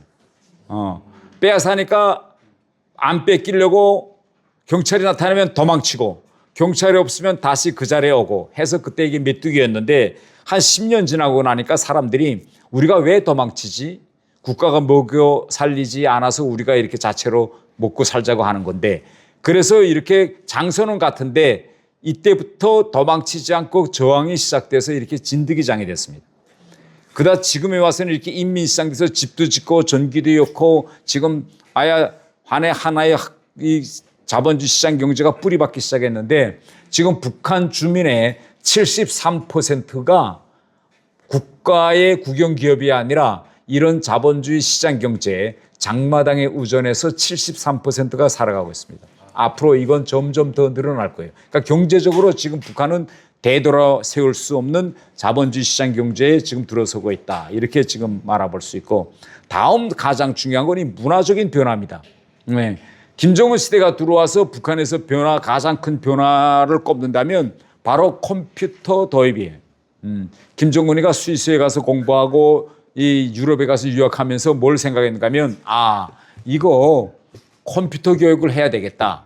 그래서 해커 부대도 만들고 뭐 이런 다른 나라들처럼 좀 북한도 좀 전산화를 해보겠다 해가지고 북한에서 김정은 시대 들어와서 컴퓨터 교육을 의무화하기 시작했습니다. 그래서 학교들에서 컴퓨터 과학을 배워주기 시작했어요.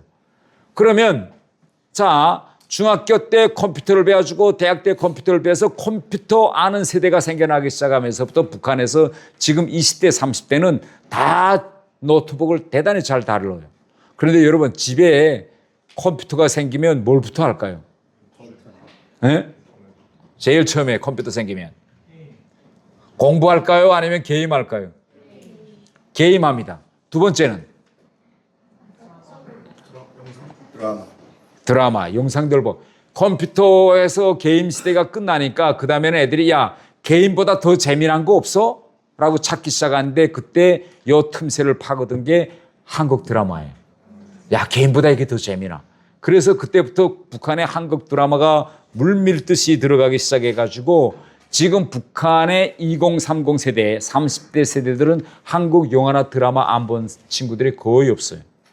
북한 사람들요, 한국 영화를 안 본 사람은, 한 번도 보지 않은 사람은 있어도 한 번 보고 끝낸 사람은 한 명도 없어요. 네.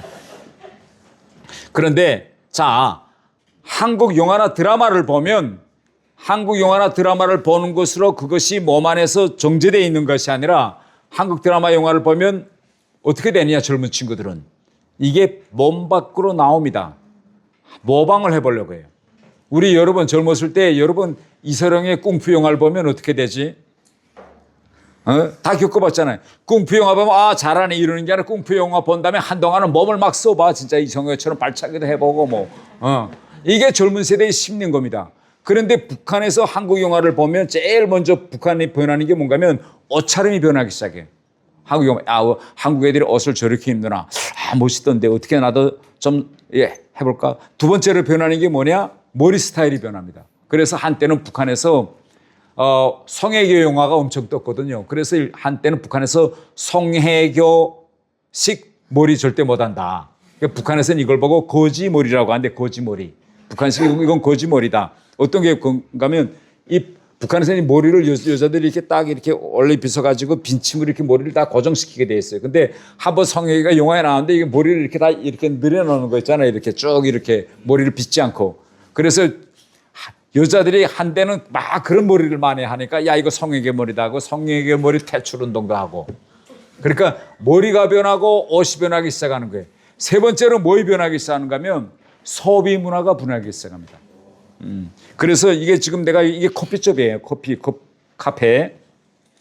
제가 2008년도에 영국에 있다가 북한에 갔을 때 3살 했다가 제가 그 임기 끝나서 갔는데 2008년도까지만 해도 북한에 카페가 하나도 없었어요. 그럼 북한 엘리트들은 커피를 어떻게 마시는가 하면 커피를 사다가 물을 전기로 끓여서 그 더운 물에다가 찻잔으로 커피를 타서 이렇게 손으로 만들어 마셨는데, 그런데 갑자기 2008년도에 오스트리아 상인이 북한에다가 첫 커피점을 열었어요. 이 커피점을 열었는데 그때 당시 이 사람이 어떻게 계산했는가 하면 이게 주한기관, 북한의 주한 공무원들이 먹혀있는 20개 주한기관이 먹혀있는 평양 김일성 광장 옆에다가 이 커피숍을 만들면서 이 커피숍을 열면 점심시간이면 공무원들이 쓰러져 나오겠구나. 그래서 대박 나겠다라고 생각하고 예타 조사를 한번 합니다. 예비 타당성 조사. 뭘 어떻게 조사하는가 하면 커피 가격은 어떻게 정하며 공무원들이 커피를 하루에 몇 잔 정도 사 먹을까. 오스트리아식으로 했어요. 그런데 그때 저도 그 예타 조사에 참가했는데 제가 그때 평양 외무성 부국장을 했습니다. 한국어로 말하면 국가공무원 3급 정도인데 제 한 달 월급이 2,900원이었어요. 그러면 그때 당시 환율이 한 달러 대 북한 돈 환율이 3,200원입니다. 그러니까 북한 상급 공무원의 월급이 한 달러도 안 되죠. 그런데 이 사람이 커피를 어떻게 팔겠다고 지금 했는가 하면, 공지했는가 하면, 여기 잔이 지금 보이죠? 큰 잔이 있고 작은 잔이 있습니다. 큰 잔은 5불에 팔고 작은 잔은 3불에 팔겠다는 거예요. 그러면 이런 장사가 북한에서 될까 안 될까요? 국가 공무원이 이 커피를 한 잔 먹으려면 급여 한 달 월급을 몇 달 전략해야 저거 한 잔을 먹을 거예요. 그런데 이 사람이 북한을 들여다볼 줄 알고 이거 무조건 대박 난다 해가지고 큰 잔은 5달러, 작은 잔은 3달러에서 커피숍을 내왔는데 커피숍 내오자마자 매일 내가 이렇게 내리다 보니까 우리 사무실 밑에 있었거든요. 줄이 150m예요. 커피 한 번 먹겠다고 줄이 150m. 누가 갔을까요? 가장 중요한 건 누가 이 비싼 커피를 마시러 갔을까? 어떻게 150m 줄이 늘어서 노냐? 장에서 장사하는 사람들. 어? 장에서 장사하는 사람들. 장에서 장사하는 사람들. 그 다음에 무역하는 사람들. 무역하는 사람들. 그 다음에 젊은 애들. 대학생들이. 나는 한 번도 안 갔어요. 나는 영국에서 유럽에서 오래 근무했기 때문에 저 가서 너무 뭐 먹고 싶지만 돈이 너무 아까운 거야.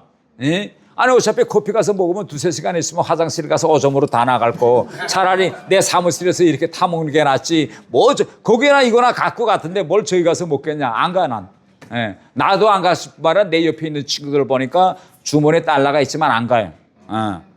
아 저건 너무 사치한 소비다. 이렇게 생각하니까 커피 3불짜리 커피도 우리 공무원들은 저건 사치한 소비다 이렇게 생각.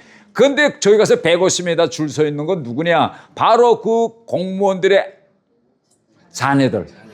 대학생들은 이 3달러, 5달러짜리 커피를 사치로 버는 게 아니에요. 뭘로 버느냐? 야, 우리도 서울 애들처럼 한번 이거 딱 받아가지고 테이크어웨이 딱 해가지고 폼 좀 잡고 이렇게 해보자 이건 거예요. 그러니까 학급에서 남자애가 예쁜 처녀 대학생 보고 야 내가 냉면 한 그릇 사줄게 가자 그러면 안 가요. 그런데 야 저 커피숍에 가서 내가 커피 한 잔에 케이크 줄게 하면 갈까 안 갈까? 아 당연히 가지. 이거 유행이니까. 그러니까 그래서 줄이 늘어요. 그래서 지금 평양시에 길거리에 커피숍이 대단히 많아졌어요. 그러니까 이건 뭘 말하느냐? 한류가 들어가면 뭐이 바뀐다? 머리가 바뀌고 다 바뀌고. 지금 북한 젊은 대학생 여성들의 치마가 하루에 10번 올라갔다 내려갔다 합니다. 왜? 국가에서 만들어준 대학생, 북한은 대학생들 다 교복 입습니다, 무조건. 북한 대학생들 교복은 치마가 길어요, 여자들이. 그런데 영화 보니까 미니스커트가 너무 아름다운 거예요. 그러면 미니스커트 입는 방법은 뭐냐? 국가에서 입으라는 치마를 얼리 입으면 미니스커트가 되는 거고 내리 입으면 정상 치마가 되는 거예요. 그러니까 대학 정문을 통과할 때는 다 내리 입었다가 정문만 통과하면 다 올리 입는 거예요. 그래서 북한에서 10번 오르내린다 이런 말이 있는데 자 이게 지금 미니스커트입니다. 한국에 이게 명동거리예요. 명동거리 1960년대 지금 사진인데 한국에 민주주의가 먼저 들어왔을까요? 아니면 미니스커트가 먼저 들어왔을까요? 미니스커트. 아 맞아요. 예. 그러니까 항상 이게 난 그래서 야 그 나라에서 앞으로 민주주의가 올까 말까 그 나라의 권위주의적인 시스템이 여성들의 머리 단장과 미니스커트에 어떤 반응을 보일까 난 이걸 대단히 주시해봐요. 근데 지금 북한에요. 한 10년 전까지만 해도 이렇게 외국 여성들이 미니스커트 입고 길거리 나가면 온 평양 시민들 다 봐줘. 저게 뭐냐 하고 너무 신기해서. 저 외국 여성들이 저렇게 미니스커트 가면 온 남자들이 다 지나가다 다 서서 이렇게 본다니까 없어질 때까지 너무 신기해서. 그런데 이제 한국 영화 드라마 보니까 한국은 뭐 다 미니스커트야. 그래서 이제는 어느 정도 됐는 거예요. 북한이 지금 여자들이 너무 미니스커트 입으니까 이게 평양 고려항공사 여성들 저 치마입니다. 계속 세계에서 이제 저렇게 미니스커트 이제 여자들이 입고 나오기 시작해요. 자, 그 다음에 내가 동영상 하나 보여줄게요. 지금 이게 북한이 한국 영화를 본 북한 젊은이들이 이렇게 변하고 있다. 이거 큰일 났다라고 지금 하는 동영상인데, 아이고. 한번 좀 보세요. 이거 북한 영상이기 때문에 이렇게 하면 안 된다. 이거 한국 젊은이들처럼 하는 걸 비판하는 영상입니다.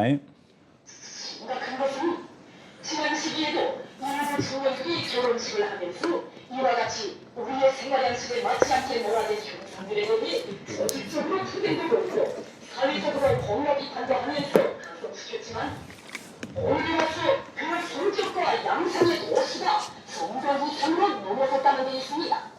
여기서 우리가 스쳐지할 수 없는 또 하나의 심각한 문제점은 우리 생활 감정과는 전혀 맞지 않는 불건전하고 라키한 생활 생태를 지도 저들 자신도 익숙되지 못하니 외식 외풍을 남시키는 대로 흉내내느라 어지럼을 쓰는 가련한 저 신랑 신부들이 하나와 같이 다음의 품속에서 대학까지 나오고 중요한 소속에서 일하고 있는 청년들이라는 것입니다. 그런데도 지난 시기 등신 목화물을 몰래 시청하는 과정이 남녀 간의 진정한 윤회 분위기는 외국산 술이나 포도주쯤을 마셔야 제대로 쓴다는 집단의 기준을 세웠는지 이 저녁의 손목에는 무려 4개에 달하는 금속 팔찌가 끼겨 있는가 하면 양쪽 귀에는 귀걸이가 2개씩이나 달려 있습니다. 과연 이러한 노름들이 우리 세세대 청년들의 지향의 요구에 부합되는가 하는 것입니다.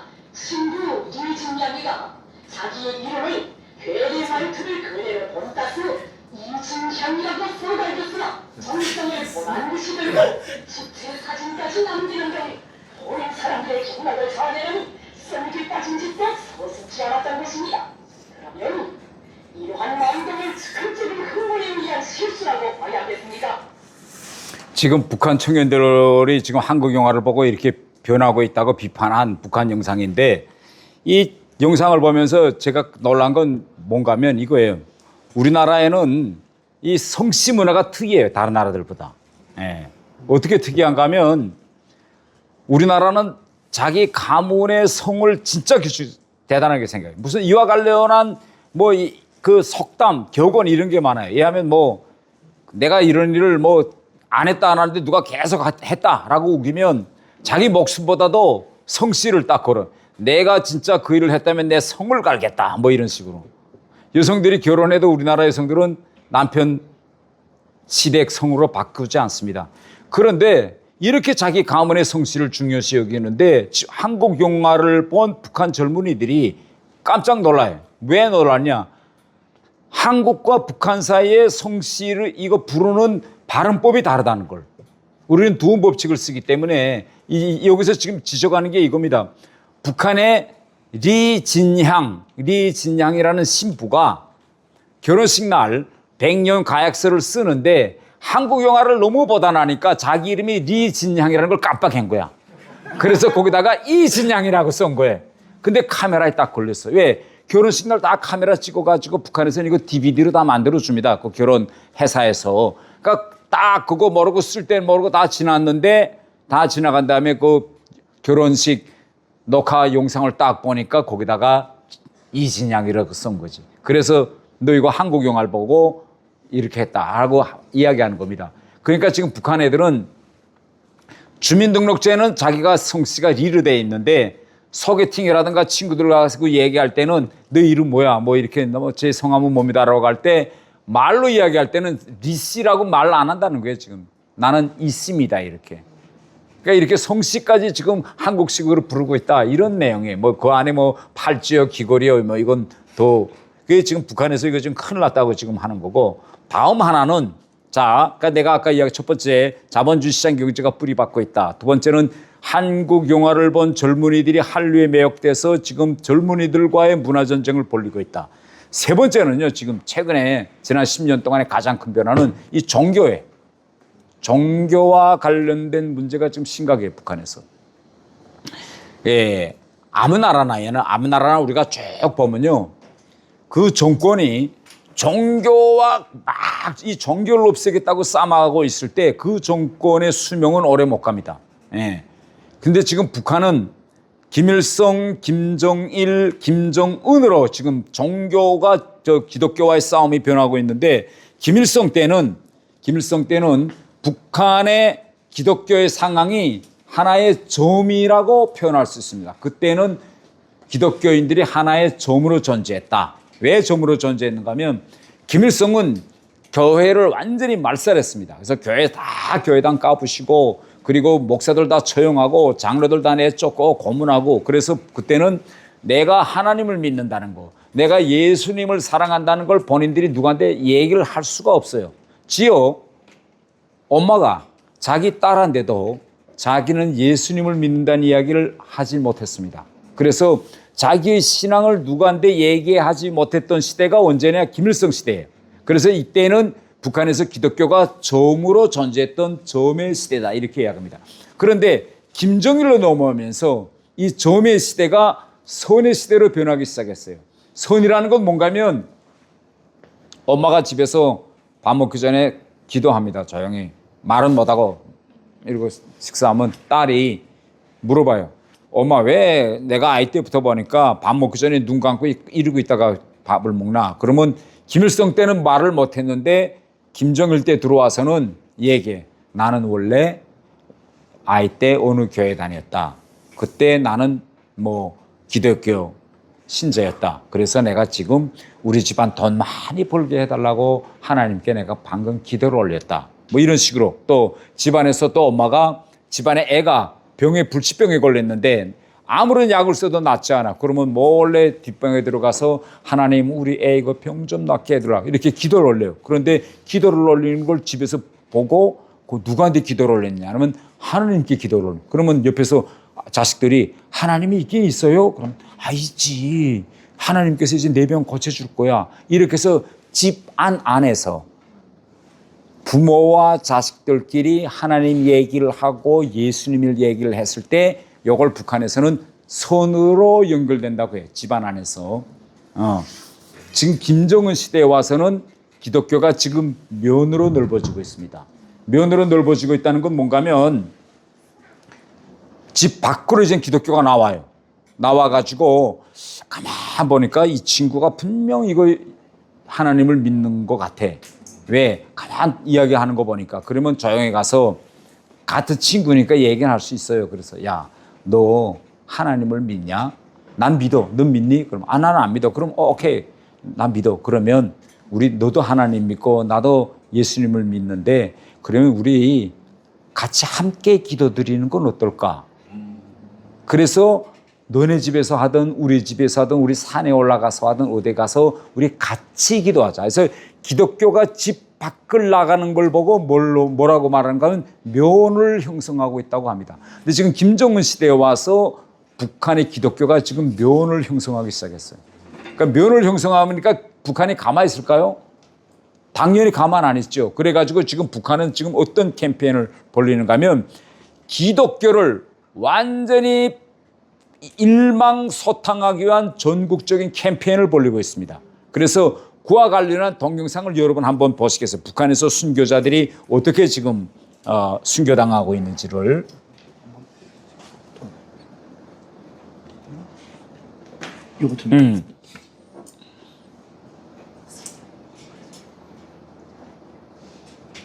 요거 지금 잠깐만 여정네 시작이요. 아니 시작 부분이요? 응. 여기 있습니다. 자 시작. 요게 요 동영상이 황해북도 안전보위부 방간첩투쟁 전람관에서 만든 건데 이게 한 개 동, 그러니까 저 북한에 우리처럼 도가 있어요. 9개 도가 있는데 도 보위부마다 자기 도에서 반종교 투쟁을 어떻게 벌리는가를 동영상을 다 만든 건데 오늘 여러분이 보실 영상은 황해도, 바로 우리 접경 지역이죠. 황해도에서 지하 종교망이 어떻게 형성되고 있는가라는 황해도에서 있는 이야기입니다. 네.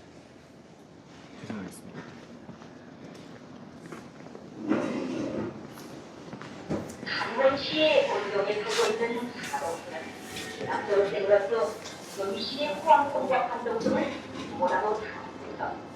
그러나 안에 있는 시기에 기속에서 달라진 이때가 영행술을 하면서 미신에 빠져 이들을 찾아다니기 시작합니다. 사도들은 존재 인연이 가라는 대로 우리나라에 삼천하게 가면 오물을 한다.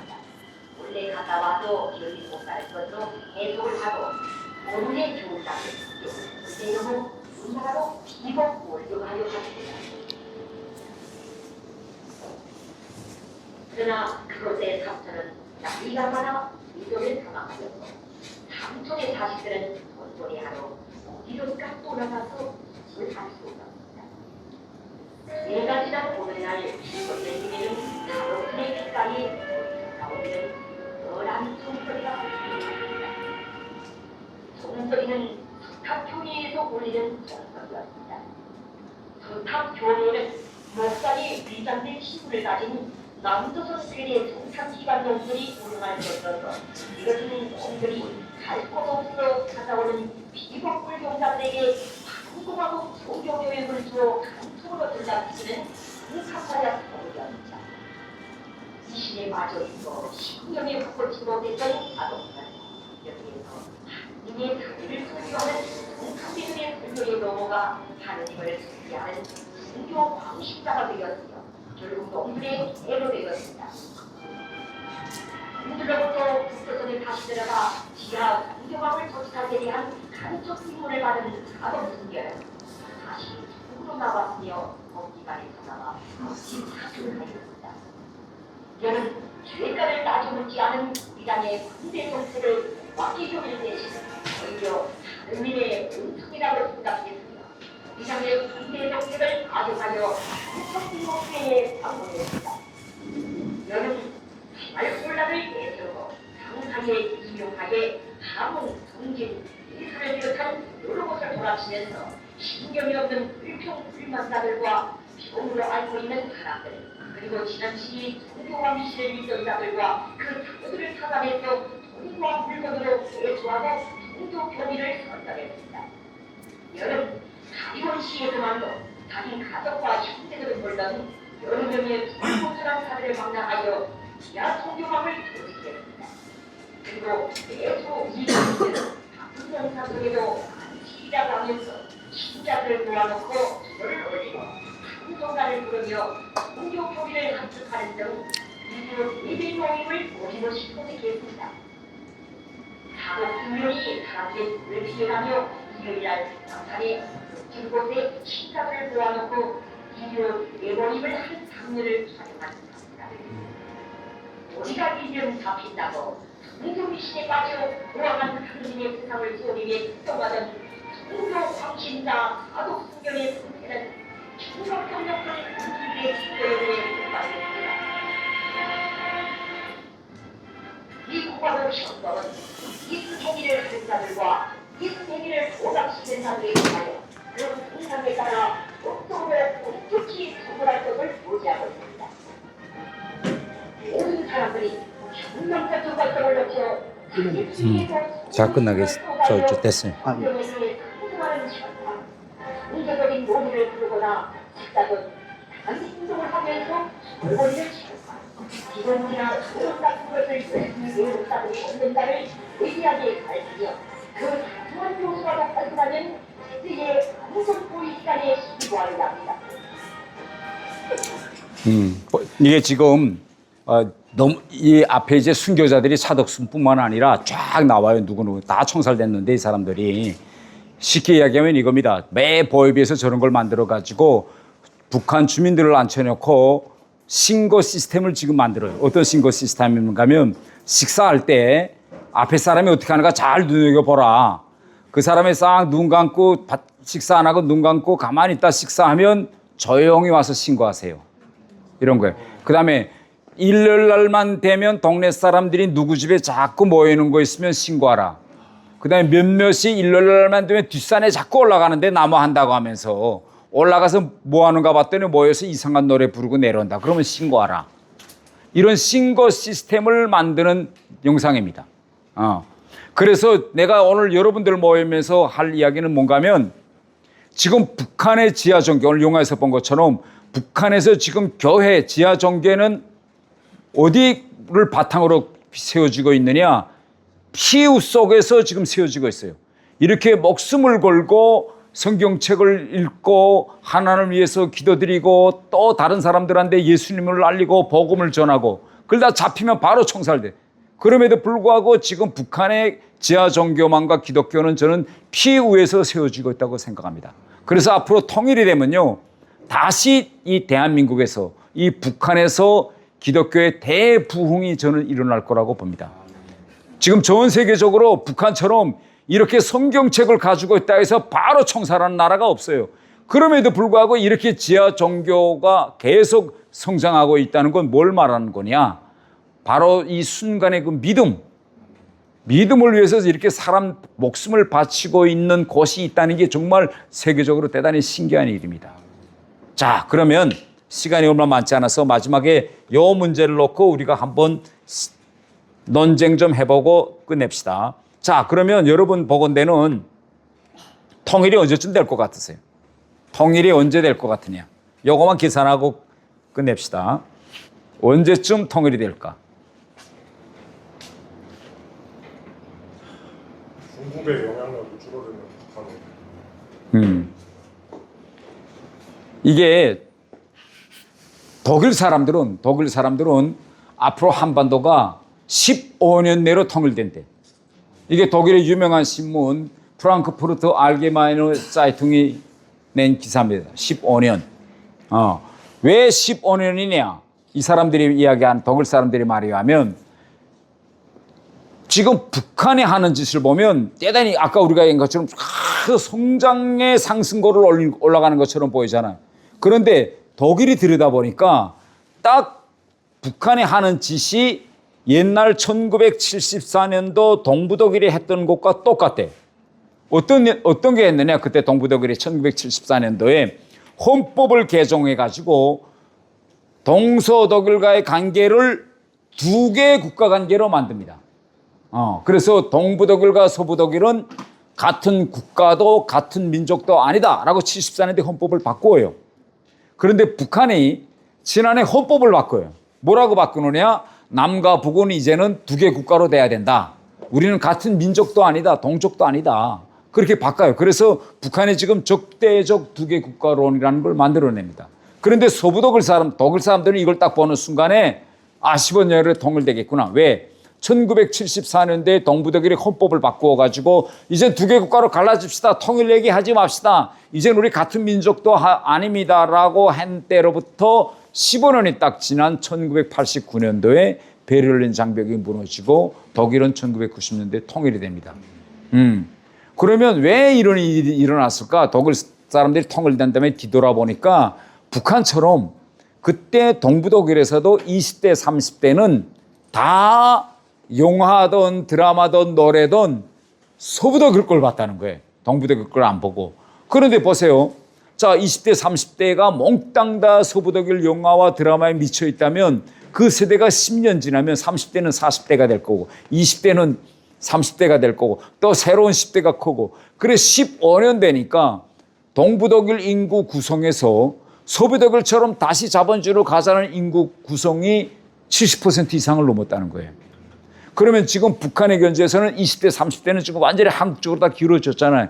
그럼 앞으로 10년 되면 그 걔들이 40대, 50대가 될 거고 지금 20대가 30대가 될 거고 이렇게 되면 가장 중요한 건 이 구성 요소가 변한다는 겁니다. 자, 지금 김정은이가 84년생이에요. 그런데 김정은을 바치고 있는 이 북한의 기본 중추 세력들은 지금 나이로 보면 40년대 후반이나 50년대생들이 지금 기본이에요. 그럼 김정은과 이 사람들 사이의 연령차가 얼마나 한가면 30년 차입니다. 그러니까 자기 아버지 김정일 때 일하던 간부들과 김정은이 같이 일하고 지금 있는 겁니다. 김정은이 지금 북한의 최고 권력층에서 김여정을 빼면 80년대생 유일하게 한 명이에요. 그럼 앞으로 10년 지나면 이 사람들이 그대로 있을까요? 이 북한 체제에 이념적으로 충실한 사람들. 다 퇴직할 거 없어질 겁니다. 죽고. 그러면 결국은 60년대, 70년대생이 이 자리를 차지할 거고 앞으로 10년 내. 결국은 80년대 김정은과 동년배생들이 앞으로 10년 내지 15년 되면 북한의 모든 권력기관들과 중추 세력이 될 겁니다. 그때부터 어떤 일이 일어났냐? 북한의 틈이 생기고 크랙이 생겨가지고 북한 체제가 흔들릴 거다. 그래서 향후 한반도의 통일은 15년 내에 가능할 것이다라고 보는 것이 바로 독일 사람들의 이제 견해입니다. 그래서 여러분들이 앞으로 향후 15년, 10 내에 대단히 통일이 이제 이루어질 수 있다라는 이런 생각을 가지고 앞으로 이 통일을 우리가 주동적으로 만들자면 준비를 해야 되고, 준비를 하자면 아까 제가 이야기한 것처럼 국제 정세가 지금 대단히 유동적이고 빨리 변하기 때문에 우리가 자유민주주의에 대한 확고한 신념을 가지고 향후 10년 동안 이 나라가 잘 되도록 우리가 유지하면 결국은 한반도에는 10 내지 15년 이후에는 자유민주주의에 의한 통일국가가 수립된다. 이런 이야기를 마치면서 제가 오늘 강연을 마치겠습니다. 수고하셨습니다.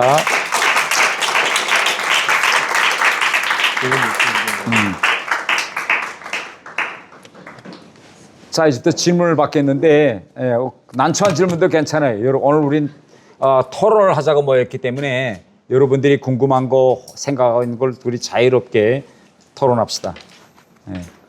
지금 한 13분 정도 남았어요. 4시에 끝내야 되니까. 예. 그렇죠. 마이크.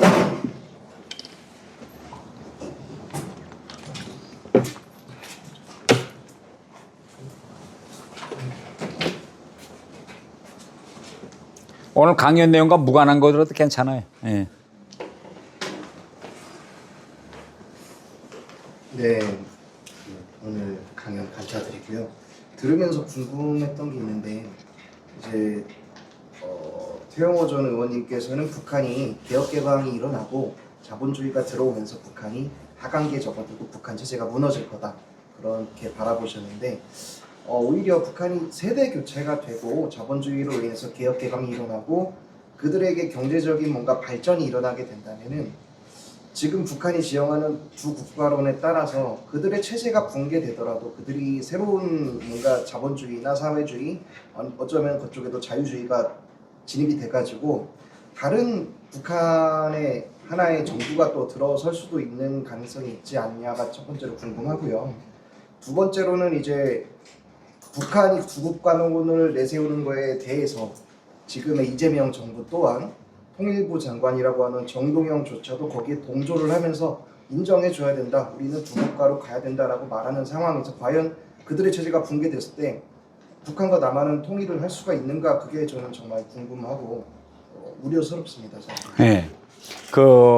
지금의 북한과 한 10년 전의 북한, 20년 전의 북한이 다른 가장 큰 차이점 뭔가 하면 북한이 지금 완전히 역주행하고 있어요. 어느 정도 역주행하고 있는가 한번 좀 보세요.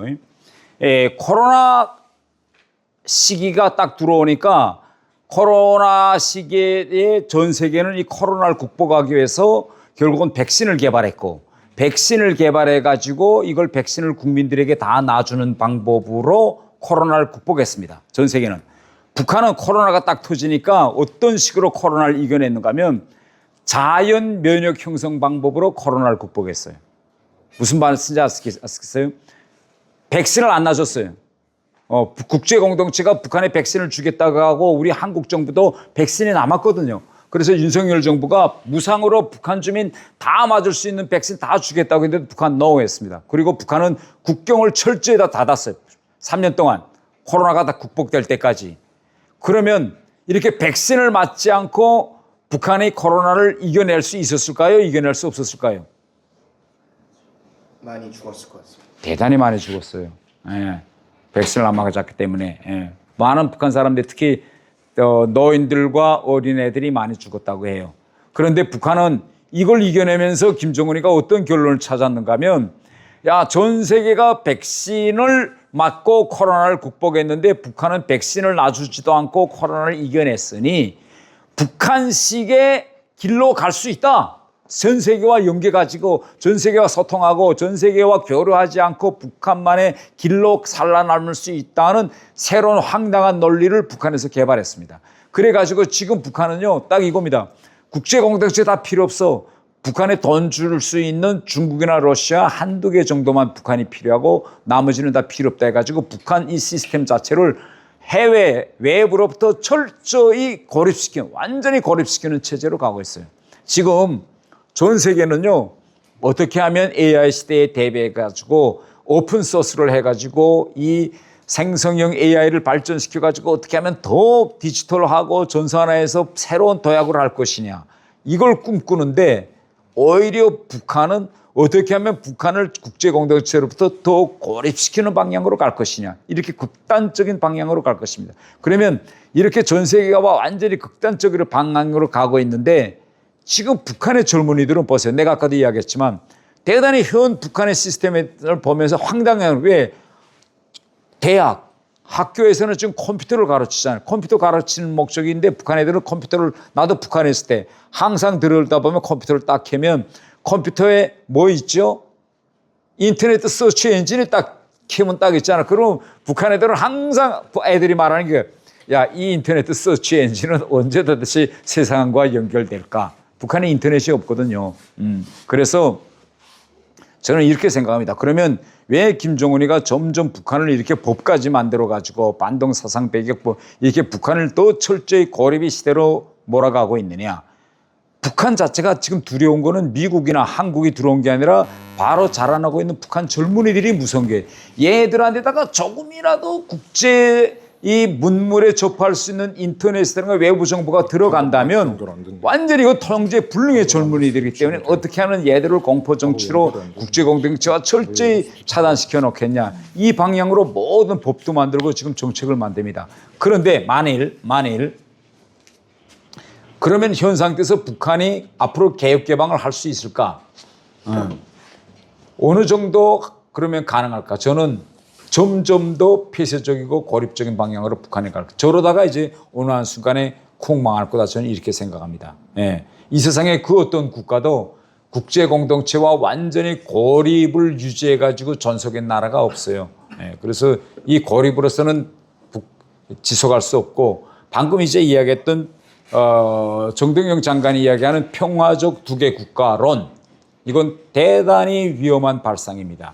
왜 위험한가 하면 뭐 우리 헌법에 한반도 전역이 우리 영토 조항을 요가지고 우리 주권을 한반도 전역으로 주장하고 있는 이 모든 것도 중요하지만은 만일 우리가 현 시점에서 김정은의 두개 국가를 받아들여서 적대적 두개 국가든 평화적 두개 국가든 두개 국가론을 우리가 받아들인다면 첫 번째로 어떤 문제가 생기는가 하면 자 북한 시스템이 언제 갑자기 유고 사태가 나가지고 훌가닥 멈춰설지 누구도 알 수 없잖아요. 일본이 1945년도 8월 15일 날 망했는데 일본이 8월 15일 날 망할 거라고 예측했던 사람은 거의나 없었습니다.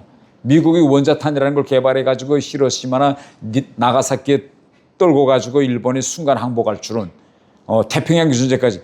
그렇기 때문에 북한과 같은 이런 사회는 언제든지 멈춰설 수 있고 언제든지 붕괴될 수 있어요. 그런데 만약 북한에서 유고 사태가 나고 혼란 상태가 된다면 우리는 국제적으로 다 인정하고 있는 게 뭔가 하면 헌법에 한반도 전역이 우리 영토이기 때문에 우리가 북한에 들어간다면 우리는 주권 침해라고 말 안 합니다. 뭐냐 우리는 그래서 우리는 뭐라고 말하죠? 수복이라기 수복. 지금 들어가면서 전쟁이라고 싸움이 일어나서 많은 사람들이 죽겠으니까 가만히 있는데 만약 북한에 혼란이 일어난다면 우리는 북한에서 행정권을 회복할 수 있는 권한을 가지고 있어요.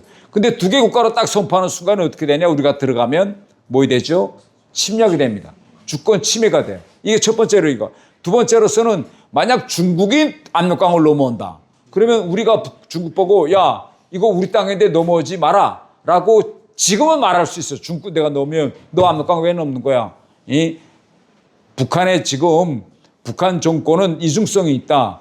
국제적으로는 하나의 국가이지만 우리한테는 이건 반국가단체고 우리의 영역은 압록강과 두만강까지이기 때문에 우리 동의 없이 중국군 들어오는 거 우리는 동의할 수 없다. 우리가 땅땅 소리칠 수 있어요. 국제 무대에서도. 그러나 만약 두 개 국가로 되면 중국군 내가 들어오는데 우리가 말할 수 있을까? 내가 뭔데? 너네 국경은 휴전선인데. 압록강을 넘느냐 마느냐라는 건 중국이 결정할 거지. 그래서 우리의 주권적 발언적 위치가 국제공동체 앞에서 우리가 대단히 약화됩니다. 네. 그래서 이 두 개 국가론의 세 번째 위험성은 뭔가 하면 핵 문제와 관련돼서 핵.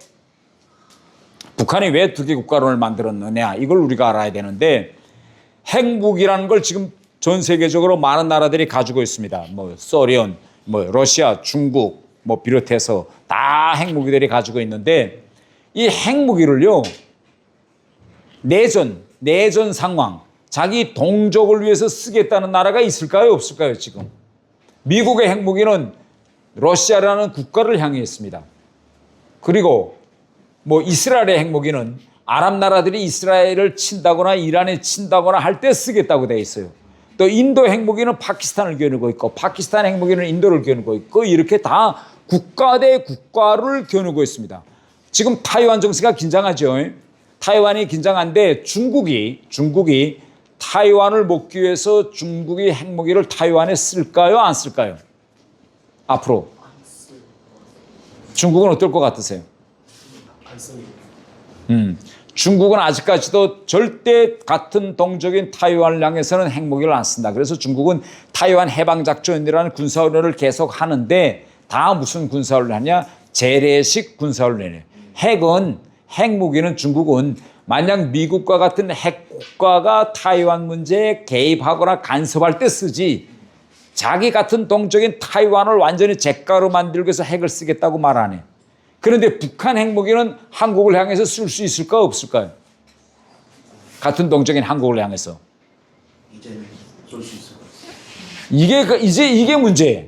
왜 이게 문제인가 하면 북한 내부에서도 이거 논쟁이 대단히 많았습니다. 그래서 북한의 핵무기를 다 완성했어요. 핵무기를 완성해가지고 이 완성된 핵무기를 앞으로 한반도에서 전쟁이 일어날 때 한국 국민들을 향해서 쓸 수 있느냐 없느냐를 따져보니 법률적으로 쓸 수가 없게 돼 있어요. 왜 법률적으로 쓸 수가 없게 돼 있는가 하면 북한 당법을 보니까 당헌 당규를 보니까 남과 북은 같은 민족인 거예요.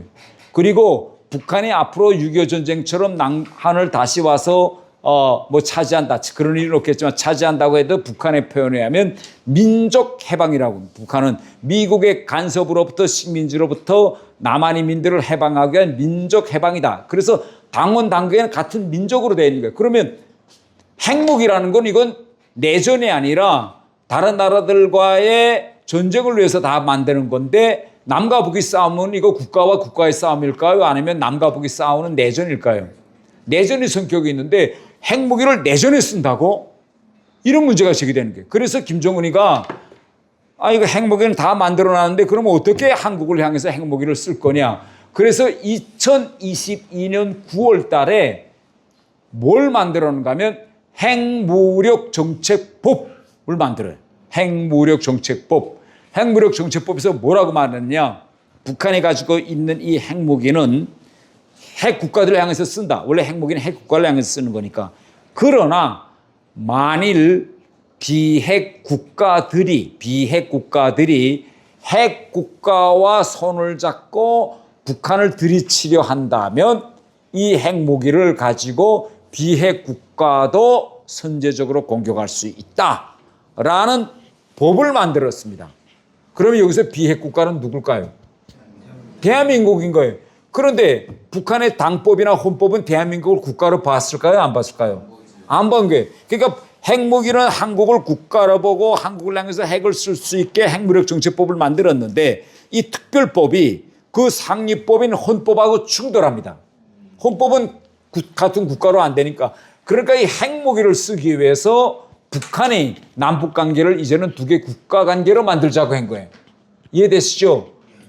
핵무기를 합법하게 해서 앞으로 이거 같은 민족인데 왜 핵무기를 썼어 하면 아니 같은 민족이 아니야. 이제는 서로 다른 민족이야. 같은 국가 아니야. 두 개 국가야. 그렇기 때문에 우리는 다른 국가를 위해서 이거 쓰는 다른 나라들도 다 국가를 위해서 향해서 쓰니까 그래서 이렇게 쓴 거야. 이렇게 돼. 그런데 우리가 이걸 평화적 두 개 국가론으로 이걸 받아주면 어떻게 될까? 우리 스스로가 김정은의 핵 타격 대상으로 만들어 버리는 거예요. 이해됐어요? 그래서 이거 적대적 두 개 국가론이든 평화적 두 개 국가론이든 두 개 국가론으로 가는 거는 대단히 위험한 거다. 자칫하면 북한의 핵 선제 공격을 정당화 합법화해 주는 결과를 초래합니다. 북한 법에 이렇게 돼 있어요. 비핵 국가가 핵 국가와 야합해서 북한을 공격할 기미가 보이면 공격했다가 아니야. 공격할 기미가 보이면 먼저 핵무기로 때린다 이거예요. 그러면 아니 한국이 미국하고 손을 잡고 북한을 공격하려는지 안 하는지 이걸 누가 판단하는데? 누가 기준? 김정은이가 기준하고 야 이거 써 하면 쓰는 거잖아. 이 기준이 뭔데? 그러니까 정말 이 평화적 두개 국가론, 정동영 장관이 이야기하는 평화적 두개 국가론은 정말 이건 위험한 발상이다. 뭐 이게 앞으로 이재명 정부의 공식 대북 정책으로 눌러진다면 저는 전체 국민이 들고 일어나서라도 이걸 반대해야 된다고 저는 생각합니다. 네. 시간이 다 됐네요. 4시. 네. 하나만 더 봤죠. 뭐 1분 지났는데. 예.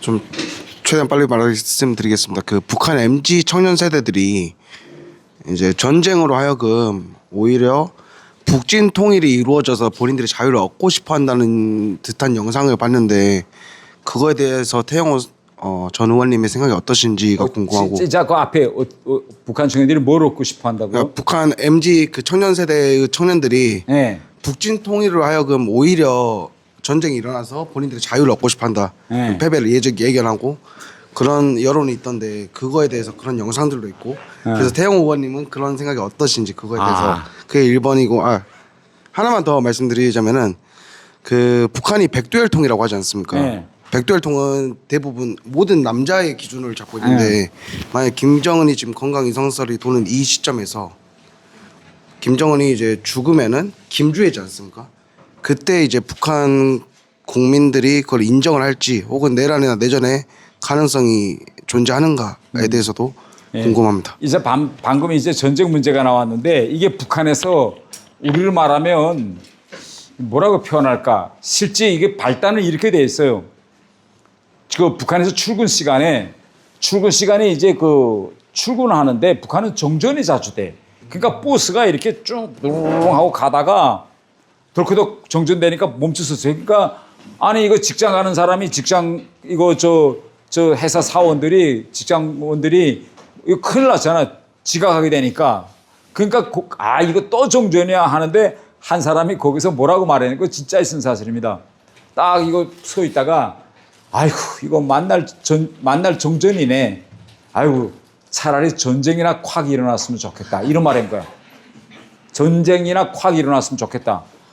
딱 이렇게 본인이 북한은 늘상 그런 말 하니까 아이고 전쟁이나 콱 일어났으면 좋겠다. 이런 게 그러니까 옆에 사람들이 이거 뭐야 저런 말 해도 괜찮아고 버스 안에 있던 사람들이 쫙 이 사람을 봤어요. 그러니까 이 사람이 딱 사람들이 시선 오니까 큰일 났잖아요. 이제는 아무래도 우리가 이길 걸 그러니까 아무래도 우리가 이길 걸 하고 그래 이 말이 그다음부터는 아예 서문으로 퍼진 거예요. 그래서 이게 무슨 의미인가면 북한 젊은이들이 가만 보니까 아이고 이거 뭐 쿠데타가 일어날 것 같지도 않고 가만히 있어봐야 뭐 그렇다 해서 이게 뭐 시민혁명 같이 막 다른 나라 애들처럼 젊은이들이 뭐 일어날 것 같지도 않고 이러니까 야 좀 김정은이가 좀 저 또라이 같은 거 한번 전쟁 콱 일으키면 한국군하고 유엔군이 미군이 들어가서 초기에 박살내고 혼란 상태가 일어나면 그러면 이게 스스로 무너지지 않을까 이렇게 생각해서 북한에서 나온 말이에요. 그게 전쟁이라도 콱 일어났으면 좋겠구나. 이게 북한 사람들 일반적으로 술 먹다가도 힘들면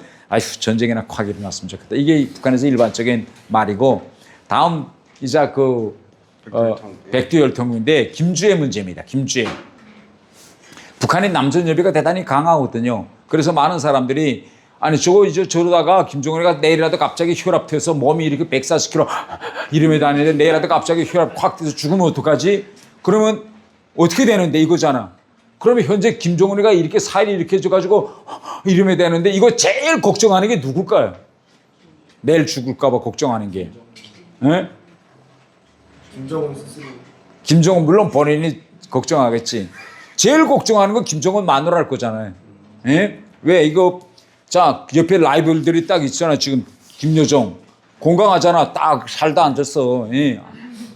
그러니까 김여정이가 지금 딱 권세다 쑥을 끌더라니까 이거 안 되겠다. 이거 남편이 갑자기 죽으면 권력이 김여정한테 넘어가면 큰일이다.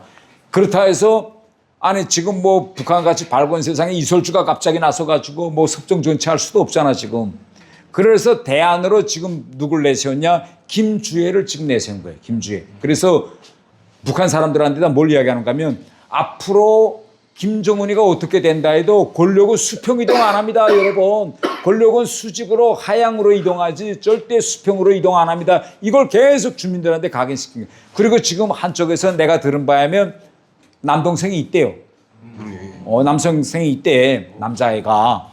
근데 그럴 때 아기를 들고 나와서 다음은 얘입니다. 얘 후기서 이렇게 할 수는 없잖아. 예? 그러니까 요 김주애는 내가 보건대는 요 과도적으로 이제 김주애가 크는데 아들이 커서 앞으로 김정은이가 지금보다 10년, 20년 더 살아서 아들이 이제 완전히 성인이 됐을 때는 그때는 야 주애야 이제 좀 비켜 이제 얘가 나가지 이렇게 되는데 지금 현 시점에서 김정은이가 어떻게 될지를 모르니까 가도적인 단계로서 김주애한테다가 이렇게 해놓고 아마 김주애도 근데 갑자기 내일 김정은이가 죽었어 왜냐하면 그러면 김주애를 지도자로 내세웁니다라고 자기가 했는데 그때 모르겠어요. 김주애 마음이 시집가서 자기 아들을 내세우겠는지 아니면 자기네 이 기본 김씨 혈통을 해가지고 자기 동생한테 넘겨주겠는지 그건 그때 가봐야 되지 않을까요?